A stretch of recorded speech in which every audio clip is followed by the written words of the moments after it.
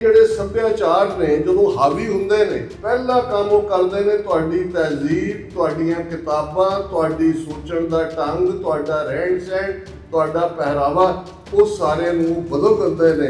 ਫਿਰ ਉਹ ਇੱਕ ਨਵਾਂ ਕਲਚਰ ਕ੍ਰੀਏਟ ਕਰਦੇ ਨੇ। NCERT ਨੇ ਜਿਹੜਾ ਨਵਾਂ ਇਸ ਸਾਲ ਦਾ ਸਿਲੇਬਸ ਦਿੱਤਾ ਹੈ, ਸਾਰੀ ਮੁਗਲ ਹਿਸਟਰੀ ਗਾਇਬ ਕਰ ਦਿੱਤੀ। ਜੇ ਮੁਗਲ ਹਿਸਟਰੀ ਗਾਇਬ ਹੋ ਗਈ, ਸਿੱਖ ਹਿਸਟਰੀ ਆਪੇ ਹੀ ਗਾਇਬ ਹੋ ਗਈ।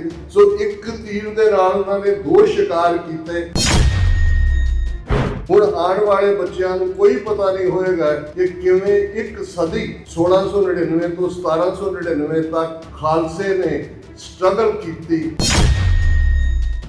ਸੌਫਟ ਪਾਵਰ बॉलीवुड किस अंदाज उन्होंने कोई गुजरात फाइल्स बनाई, कोई केरला फाइल्स बनाई, कोई वो अपनी शो गर्ल कंगना रनौत को एमरजेंसी बनवाई, किवें ये सारियां सॉफ्ट पावर्स भी ने ताकि तुहाडा प्राइड, तुहाडा इतिहास उसको पहला धुंधलका किया जाए, ਤੁਹਾਨੂੰ ਇਸ ਕਦਰ ਨੀਵਾਂ ਦਿਖਾਇਆ ਜਾਏ ਵੀ ਨਹੀਂ ਤੁਹਾਡਾ ਤਾਂ ਕੁਝ ਨਹੀਂ ਹੈ, ਔਰ ਫਿਰ ਤੁਸੀਂ ਆਪਣੇ ਨਵੇਂ ਹੀਰੋ ਕੱਢੋ। ਮਿਲਾਨ ਕੁੰਦਰਾ ਕਹਿੰਦਾ ਇੱਕ ਵਕਤ ਆਉਂਦਾ ਹੈ ਕਿ ਇੱਕ ਜਨਰੇਸ਼ਨ ਭੁੱਲ ਜਾਂਦੀ ਹੈ ਕਿ ਉਹ ਕੀ ਸਨ ਤੇ ਕੀ ਬਣ ਗਏ, ਔਰ ਇਹੀ ਲੜਾਈ ਹੈ। ਨਗਰ ਕੀਰਤਨ ਕੱਢਦੇ ਹੋ, ਸ਼ਹੀਦਾਂ ਦੀਆਂ ਤਸਵੀਰਾਂ ਹੁੰਦੀਆਂ ਨੇ, ਖਾਲਿਸਤਾਨ ਦੇ ਝੰਡੇ ਹੁੰਦੇ ਨੇ। ਹੁਣ ਦੁਸ਼ਮਣ ਕਿੰਨੀ ਵਾਰ ਇੰਡੀਅਨ ਗਵਰਨਮੈਂਟ ਆਫੀਸ਼ੀਅਲੀ ਪ੍ਰੋਟੈਸਟ ਕਰਦੀ ਹੈ ਗਵਰਨਮੈਂਟ ਦੇ ਕੋਲ ਕਿ ਜੀ ਇਹ ਬੰਦ ਕਰਾਓ ਸਾਰਾ। ਕਿਉਂ? ਜਿਹੜੀ ਗੱਲ ਸਾਨੂੰ ਸਮਝ ਨਹੀਂ ਆਉਂਦੀ, ਦੁਸ਼ਮਣ ਦੀਆਂ ਅੱਖਾਂ 'ਚ ਦੇਖ ਲਿਆ ਕਰੀਏ ਕਿ ਜੇ ਉਹਨਾਂ ਨੂੰ ਸਮੱਸਿਆ ਸਾਡੇ ਸ਼ਹੀਦਾਂ ਦੀਆਂ ਤਸਵੀਰਾਂ ਨਾਲ, ਉਹਨਾਂ ਨੂੰ ਸਮੱਸਿਆ ਸਾਡੇ ਝੰਡੇ ਬੁੱਗਿਆਂ ਦੇ ਕਨਸੈਪਟ ਦੇ ਨਾਲ, ਤੇ ਇਹ ਜ਼ਰੂਰ ਕੋਈ ਇੰਪੋਰਟੈਂਟ ਹੋਏਗਾ। ਜਦੋਂ ਤੱਕ ਇੱਕ ਬੰਦਾ ਵੀ ਕਿਸੇ ਨਜ਼ਰੀਏ ਲਈ ਮਰਨ ਨੂੰ ਤਿਆਰ ਹੈ, ਉਹ ਨਜ਼ਰੀਆ ਹਮੇਸ਼ਾ ਕਾਇਮ ਹੈ। ਜੇ ਤੁਹਾਡੇ ਕੋਲ ਰਾਜ ਨਹੀਂ ਹੈ, ਜੇ ਤੁਹਾਡੇ ਕੋਲ ਪੋਲੀਟੀਕਲ ਪਾਵਰ ਨਹੀਂ ਹੈ, ਤੇ ਤੁਹਾਡੀ ਅਜ਼ਮਤ, ਤੁਹਾਡੀ ਇੱਜ਼ਤ, ਤੁਹਾਡੀ ਪੱਤ ਕਦੇ ਕਾਇਮ ਨਹੀਂ ਰਹਿ ਸਕਦੀ। ਰਾਜ ਸ਼ਕਤੀ ਤੋਂ ਬਿਨਾਂ ਸਿੱਖਾਂ ਦਾ ਕੋਈ ਮਸਲਾ ਹੱਲ ਨਹੀਂ ਹੋਣਾ। ਦਿਲੋਂ ਮੁਹੱਬਤ ਜਿਨ ਸਹੀ ਸੱਚਿਆ, ਜਿਨ ਮਨ ਹੋਰ ਮੁਖ ਹੋਰ, ਸੇ ਕਾਂਡੇ ਕੱਚਿਆ, ਰੱਤੇ ਇਸ਼ਕ ਖੁਦਾਏ रंग दीदार के, विसरिया जिन नाम से पोए भार थिए, आप लिए लड़ लाए दर दरवेश से, तिन तन जनेंदी माओ आए सफल से, परवरदगार अपार अगम बेअंत तू, जिना पछाता सच चुमा पैर मुँह, तेरी पना खुदाए तू बख्शंदगी, शेख फरीदा खैर दीजै बंदगी। वाहिगुरू जी का खालसा, वाहिगुरू जी की फतेह। साहिब श्री गुरु ग्रंथ साहिब जी की हजूरी में जुड़े बैठे सतगुरु जी का अपना आपा गुरु खालसा साध संगत जीओ, मेरे लिए ये बड़े भागां वाली गल है कि अज मैं न्यूजीलैंड के ओकलैंड शहर के टाकानिनी इस कस्बे गुरुद्वारा कलगीधर साहिब की स्टेज तो आप समूह सिख संगतां दे दीदार कर रहे हैं। न्यूजीलैंड एक खूबसूरत मुल्क है, खूबसूरत आईलैंड है, तो बहुत कुछ जदों जिस चो असी अज गुजर रहे हैं, ਜਿਹੜੀਆਂ सोसाइटीज़ कॉलोनाइज होईयां, बस्तीवादियां ने जिन्हां नूं सबजुगेट कीता, जिन्हां दा कल्चर, सभ्याचार, जबान, तहजीब, वे ऑफ लाइफ प्रभावित करके अपना उन्हां दे उत्ते थोपिया। जदों असीं नेटिव अमेरिकनस की कहानी बयानते हैं, नेटिव कैनेडियंस की कहानी बयानते हैं, आस्ट्रेलिया दे विच एबोरीजनल्स की कहानी बयानते हैं, तो तुहाडे मुल्क दे विच मौरी ਜਿਹੜਾ ਮੁੱਖ ਟਰਾਈਬ, ਭਾਵੇਂ 2 ਟਰਾਈਬ ਹੋਰ ਵੀ ਨੇ ਲੇਕਿन ਨੰਬਰ ਵਾਈਜ਼, ਤੇ ਉਹਨਾਂ ਦੀ ਜਾਗਰੂਕਤਾ ਕਿੰਨੀ ਹੈ। ਜਦੋਂ ਪਿਛਲੇ ਦਿਨਾਂ 'ਚ ਇਹ ਕੋਸ਼ਿਸ਼ ਕੀਤੀ ਗਈ ਕਿ ਜਿਹੜੇ ਨਿਊਜ਼ੀਲੈਂਡ ਦੇ ਕਨਸਟੀਟਿਊਸ਼ਨ 'ਚ ਮੌਰੀਜ਼ ਨੂੰ ਰਾਈਟ ਦਿੱਤੇ ਗਏ ਨੇ, ਉਹਨਾਂ 'ਚੋਂ ਥੋੜ੍ਹੀ ਜਿਹੜੀ ਹੈ ਉਹਨੂੰ ਕਮਜ਼ੋਰ ਕੀਤਾ ਜਾਏ, ਘੱਟ ਕੀਤੇ ਜਾਣ। ਤੇ ਅੱਜ ਵੀ ਤੁਹਾਡੀ ਯੰਗ ਮੌਰੀ ਪਾਰਲੀਮੈਂਟੇਰੀਅਨ ਨੇ अपनी उस तहजीब चो अपने हाका जिहड़ी आवाज़ बुलंद की, कला न्यूजीलैंड की पार्लीमेंट दी कंधां ही नहीं कंबियां, दुनिया भर के लोगों ने देखा कि जिहड़ियां कौमां जिहड़े कबीले अपने पिछोकड़ नाल जुड़े हुंदे ने, अपने पिछोकड़ इतिहास तहजीब ते मान करते हैं, किवें जे करंट जनरेशन उस नूं समझ ले तो फिर उन्हां दे हक्कां ते छापा मारना, उन्हां दे हक खोने जां उन्हां नूं डराउणा जां उन्हां नूं मरहूम करना किसी चीज़ तो ये संभव नहीं हुंदा। सिख कौम 35 मिलियन के लगभग अज साडी गिणती है। लगभग 557 वरे पहला गुरु नानक पातशाह उस धरती ते प्रकाशमान हुंदे ने। धर्मां दी दुनिया विच, तहजीबां दी दुनिया विच एक नवा थॉट, एक वे ऑफ लाइफ, एक नवी सिविलाइजेशन का आगाज़ हुंदा है, जिस नूं साडे महान स्कॉलर भाई गुरदास जी जदों कहंदे ने, मारिया सिक्का जगत विच नानक निर्मल पंथ चलाया। सिक्का मारना, सिक्का कॉइन हुंदा है। ये जदों रजीम चेंज हुंदी है, जदों एक हुकूमत दूसरी दे उत्ते कब्जा करती है तो पहला काम करती है कि उसकी करंसी नूं जिहड़ी है वो खत्म कर दिता जाता है जां उहनूं रीकॉल कर लिया जाता है। तुसीं सिख राज जाण दीआं कहानियां सुणदे हो, पढ़दे हो। 175 वरियां बाद 1849 असीं 2 लाख मुरब्बा मील का सरकारे खालसा जियो का वो निज़ाम, जिस नूं BBC के हिस्टोरीयंस ने कुछ अरसा पहला एक कंटेस्ट टाइप दिता है कि 5000 साल की ह्यूमन हिस्टरी किहड़ा राज आइडियल सी। जदों तुसीं 5000 साल कहंदे हो तो रोमन एम्पायर बहुत बड़ा एम्पायर सी, जिस बारे अज भी अंग्रेजी च कहंदे ने Rome was not built in a day. Ottoman empire, सल्तनत उस्मानिया बहुत बड़ा एम्पायर सी, जिहड़ा तीनों कॉन्टीनेंट्स दे विच सी। यूरोप दे विच भी उन्हां दे कब्जे सन, अफ्रीका दे विच भी सी, एशिया दे विच भी सी। ब्रिटिश एम्पायर जिन्हां बारे कहा जाता है कि इन्हां दे राज च सूरज कदे छुपदा नहीं, और होर किन्ने एम्पायर, ग्रीक्स, अलेगजेंडर, नैपोलियन। लेकिन वो सारे हिस्टोरीयन दे वो सारे कॉन्टेक्स्ट दे विच एक अमेरिकन हिस्टोरीयन जिहड़ा वाइट मैन है, जिहदा सिक्खी नाल कोई लागा देगा नहीं है, उसकी लिखत कबूली जाती है, जिहड़ा ये कहंदा है कि 5000 साल की इंसानी तारीख च महाराजा रणजीत सिंह का सरकारे खालसा जियो एक आइडियल राज सी। ये सिर्फ कोट करने लई नहीं है। जदों अज असीं उस एनमी दे नाल डील कर रहे हैं जिहड़ा मुगलों तो वध जालम है ते अंग्रेज़ों तो वध शैतान है, दोनों का कॉम्बीनेशन है, तो फिर तुहाडा प्राइड तुहाडे इतिहास चों निकलेगा, तुहाडीआं विचारधारावां चों निकलेगा। पर जदों तुसीं सिख राज अंग्रेज़ों के पेटी पैण तो बाद देखते हो, एक वड्डा ऑर्डर ये जारी किया गया कि सारे सिक्के, क्योंकि महाराजा रणजीत सिंह के वेले करंसी चांदी का रुपया सी, उन्होंने रीकॉल किया गया।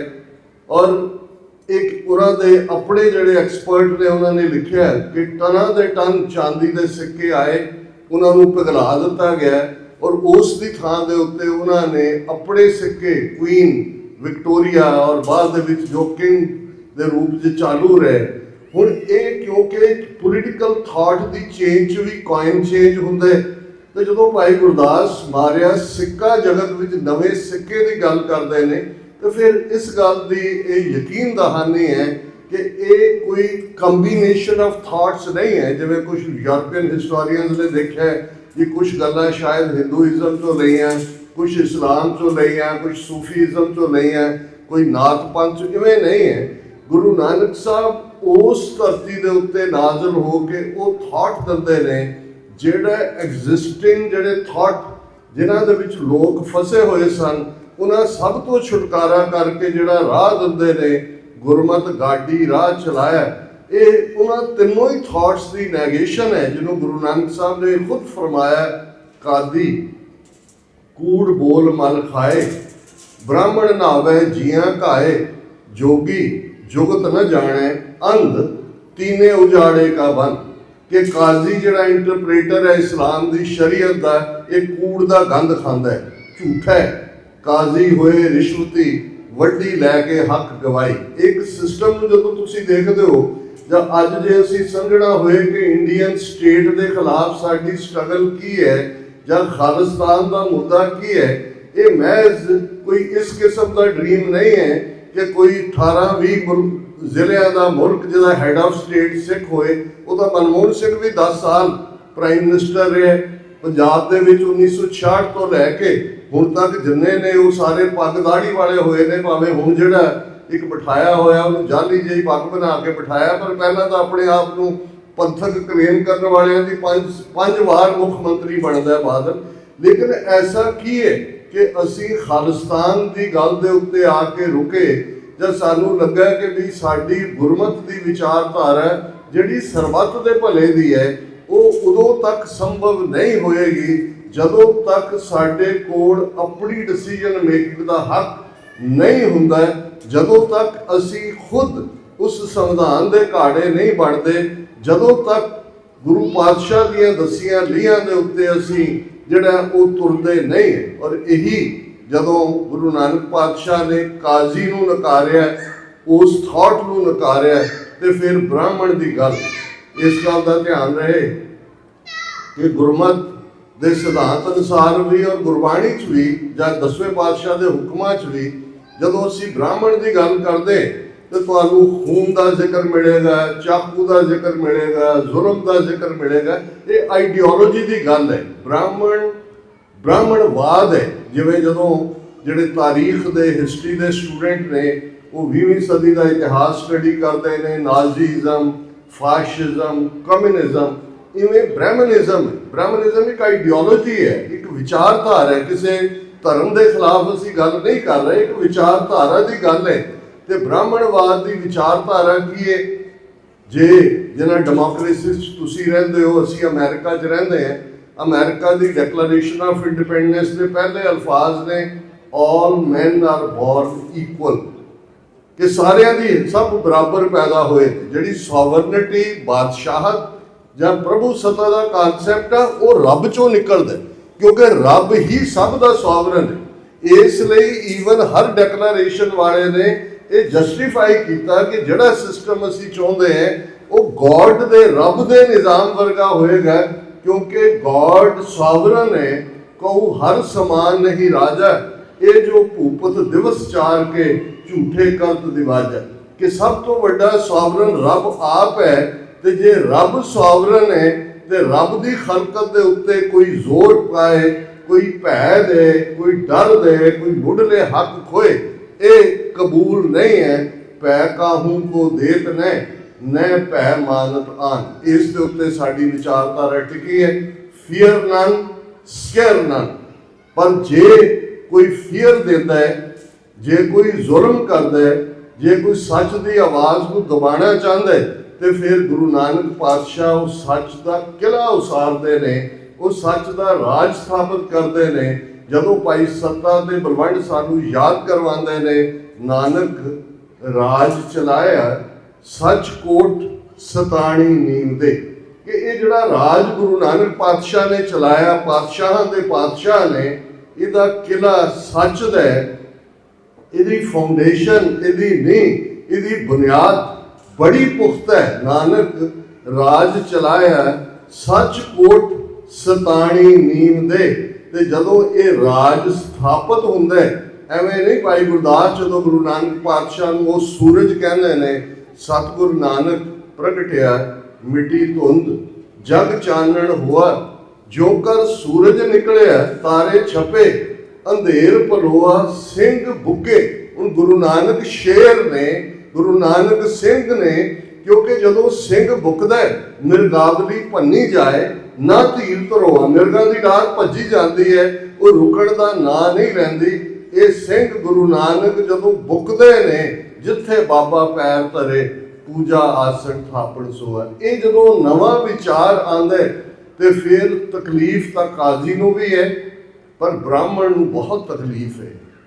ਔਰ ਜਦੋਂ ਅਫਜ਼ਲ ਅਹਿਸਨ ਰੰਧਾਵਾ 9 ਜੂਨ ਨੂੰ ਇੱਕ ਨਜ਼ਮ ਨਵਾਂ ਘੱਲੂਘਾਰਾ ਰਾਵੀ ਪਾਰ ਬੈਠੇ ਲਿਖਦੇ ਨੇ, ਤੇ ਉਹ ਫਿਲਾਸਫਰ ਨੁਮਾ ਸ਼ਾਇਰ ਇੱਕ ਲਾਈਨ ਦੇ ਵਿੱਚ ਸਾਡੀ ਅੱਜ ਦੀ ਤਰਾਸਦੀ, ਅੱਜ ਦੀ ਪ੍ਰੋਬਲਮ, ਅੱਜ ਦੀ ਐਨਾਟਮੀ ਆਫ ਇੰਡੀਆ ਬਿਆਨ ਦਿੰਦੇ ਨੇ, ਵੈਰੀਆਂ ਕੱਢ ਵਿਖਾੜਿਆ 5 ਸਦੀਆਂ ਦਾ ਵੈਰ।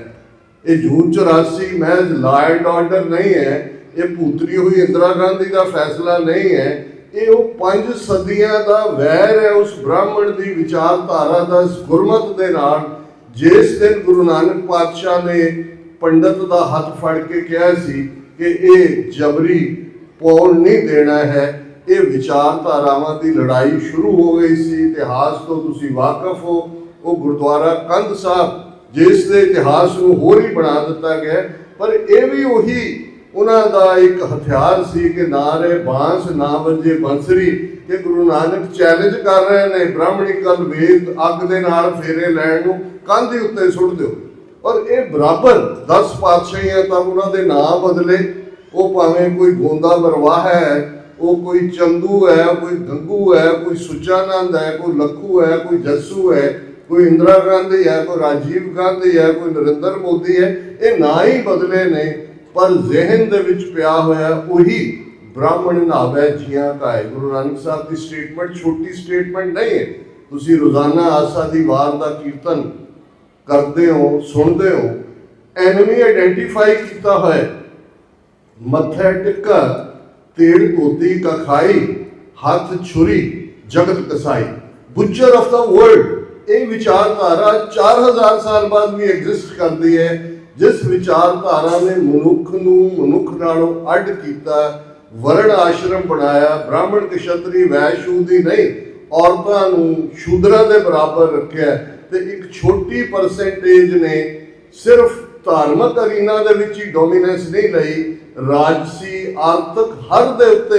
ਔਰ ਅੱਜ ਵੀ, ਅੱਜ ਤਾਂ 1 ਬਿਲੀਅਨ 400 ਮਿਲੀਅਨ ਲੋਕਾਂ ਦੀ ਕਿਸਮਤ ਦਾ ਹੱਕ ਉਹਨਾਂ ਦੇ ਕੋਲ ਹੈ। ਔਰ ਉਹ ਪੂਰੀ ਜ਼ਬਰਦਸਤੀ, ਜਿਵੇਂ ਕਿਸੇ ਜ਼ਮਾਨੇ 'ਚ ਮਾਵਾਂ ਕੈਸਟਰੋਇਲ ਪਿਆਉਂਦੀਆਂ ਸੀ ਔਰ ਬਹੁਤ ਉਹਦਾ ਹੋਰ ਤਰ੍ਹਾਂ ਦਾ ਸਵਾਦ ਹੁੰਦਾ ਸੀ ਤੇ ਲੰਮੇ ਪਾ ਕੇ ਉਹ ਮੂੰਹ ਦੇ ਵਿੱਚ ਤੁੰਨਿਆ ਜਾਂਦਾ ਸੀ, ਅੱਜ ਉਹ ਹਿੰਦੂਤਵਾਦੀ ਆਈਡੀਓਲੋਜੀ ਜਿਹੜੀ ਕਿ ਹਿੰਦੀ ਹਿੰਦੁਸਤਾਨ 'ਚ ਯਕੀਨ ਰੱਖਦੀ ਹੈ, ਜਿਹੜੀ ਹੈਡਗਵੇਅਰ, ਗੋਲਵਲਕਰ, ਜਿਨ੍ਹਾਂ ਸਾਰਿਆਂ ਦੀ ਆਈਡੀਓਲੋਜੀ ਨੂੰ ਕਦੇ ਜਿਹੜੇ ਤੁਹਾਡੇ 'ਚ ਪੜ੍ਹਨ ਦਾ ਸ਼ੌਕ ਰੱਖਦੇ ਨੇ, ਗੋਲਵਲਕਰ ਦੀ ਕਿਤਾਬ ਹੈ ਬੰਚ ਆਫ ਥਾਟਸ, ਉਹਨੂੰ ਪੜ੍ਹ ਕੇ ਦੇਖਣਾ ਕਿ ਭਾਈ ਉਹਨਾਂ ਦੀ ਵਿਚਾਰਧਾਰਾ ਕੀ ਹੈ। ਔਰ ਇੱਧਰ ਗੁਰੂ ਨਾਨਕ ਪਾਤਸ਼ਾਹ ਨੇ ਤਾਂ ਆਈਡੈਂਟੀਫਾਈ ਕੀਤਾ, 10ਵੇਂ ਪਾਤਸ਼ਾਹ ਨੇ ਖਾਲਸਾ ਸਾਜ ਕੇ ਪ੍ਰਗਟ ਕਰਕੇ ਜਿਹੜੀ ਹਦਾਇਤ ਕੀਤੀ ਸੀ, ਜਬ ਲਗ ਖਾਲਸਾ ਰਹਿ ਨਿਆਰਾ, ਤਬ ਲਗ ਤੇਜ ਦਿਓ ਮੈਂ ਸਾਰਾ, ਜਬ ਇਹ ਕਹੇ ਵਿਪਰਨ ਕੀ ਰੀਤ, ਮੈਂ ਨਾ ਕਰੋ ਇਨਕੀ ਪ੍ਰਤੀ।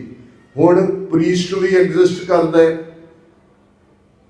ਮੁੱਲਾ ਵੀ ਐਗਜ਼ਿਸਟ ਕਰਦਾ ਹੈ, ਬੁੱਧਿਸਟ ਮੰਕ ਵੀ ਐਗਜ਼ਿਸਟ ਕਰਦਾ ਹੈ, ਜੂਇਸ਼ ਰਬਾਈ ਵੀ ਐਗਜ਼ਿਸਟ ਕਰਦਾ ਹੈ, ਪਰ ਖਤਰਾ ਵਿਪਰ ਤੋਂ ਹੈ। ਵਿਪਰ ਬੱਬੇ ਨਾਲ ਹੈ, ਬ੍ਰਾਹਮਣ ਹੈ।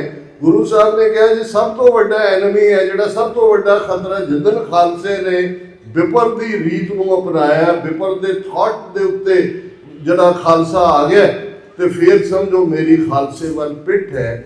ਜੇ ਇਸ ਨੂੰ ਸਮਝ ਲਾਂਗੇ ਤਾਂ ਫਿਰ ਇਸ ਸੰਘਰਸ਼ ਨੂੰ ਸਮਝਣਾ ਸੌਖਾ ਹੋਏਗਾ। ਔਰ ਇਸ ਨੂੰ ਜੋਗੀ, ਹੁਣ ਅੱਜ ਇੱਕ ਸਾਡਾ ਤਬਕਾ ਕੋਈ ਰਾਮਦੇਵ ਦੇ ਪੁੱਠੇ ਗੇੜੇ ਵਾਂਗ ਸਵੇਰੇ ਪੁੱਠਾ ਲਟਕ ਰਿਹਾ ਹੁੰਦਾ ਹੈ, ਕੋਈ ਗੋਆ ਤੇ ਗਊ ਮੂਤਰ ਜਿਹੜੇ ਐਮਾਜ਼ੋਨ ਤੇ ਵੀ ਵੇਚਣੇ ਲਾ ਦਿੱਤੇ ਨੇ ਉਹਨਾਂ ਚੋਂ ਦਵਾਈਆਂ ਭਾਲ ਰਿਹਾ ਹੁੰਦਾ, ਪਤੰਜਲੀ ਦੀ, ਕੋਈ ਸ਼੍ਰੀ ਰਵੀ ਸ਼ੰਕਰ ਹੈ, ਕੋਈ ਵਾਸੁਦੇਵ ਹੈ।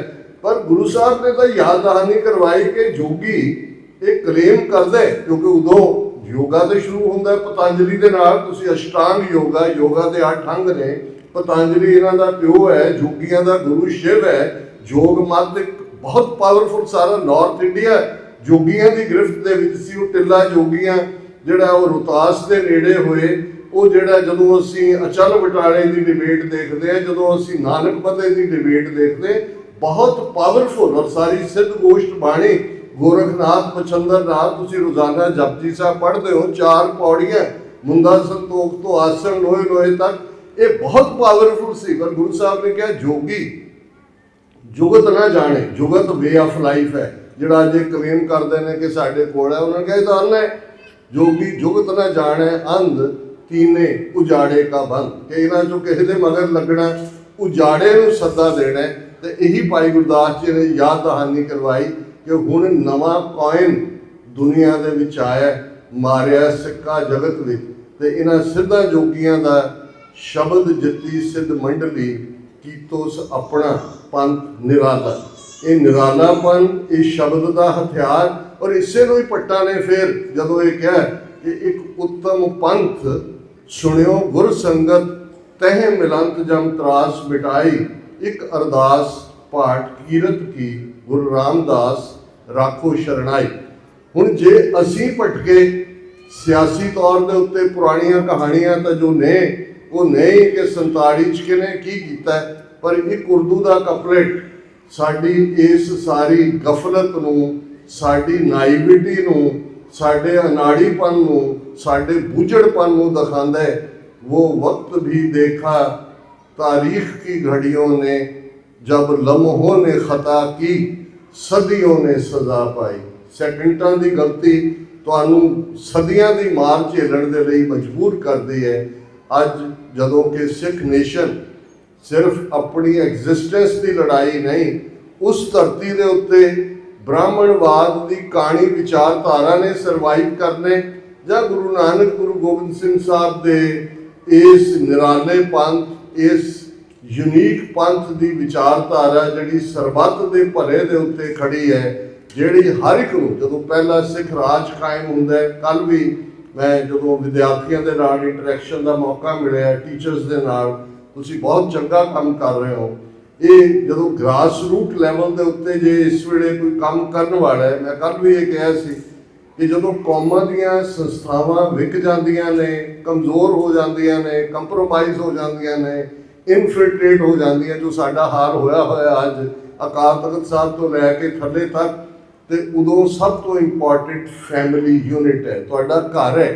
ਘਰ ਘਰ ਅੰਦਰ ਧਰਮਸਾਲ ਦਾ ਮਤਲਬ ਇਹੀ ਸੀ ਕਿ ਸਿੱਖੀ ਦੀ ਘਾੜਤ, ਜੇ ਬੱਚੇ ਬੱਚੀਆਂ ਨੂੰ ਉਹਨਾਂ ਦੇ ਅੰਦਰ ਤੁਸੀਂ ਸਿੱਖੀ ਦਾ ਪ੍ਰਾਈਡ ਦਿਓਗੇ, ਉਹਨਾਂ ਦੇ ਅੰਦਰ ਇਤਿਹਾਸ ਦਾ ਪ੍ਰਾਈਡ ਦਿਓਗੇ, ਉਹਨਾਂ ਨੂੰ ਦੱਸੋਗੇ ਕਿ ਤੁਹਾਡੀ ਯੂਨੀਕਨੈਸ ਕੀ ਹੈ।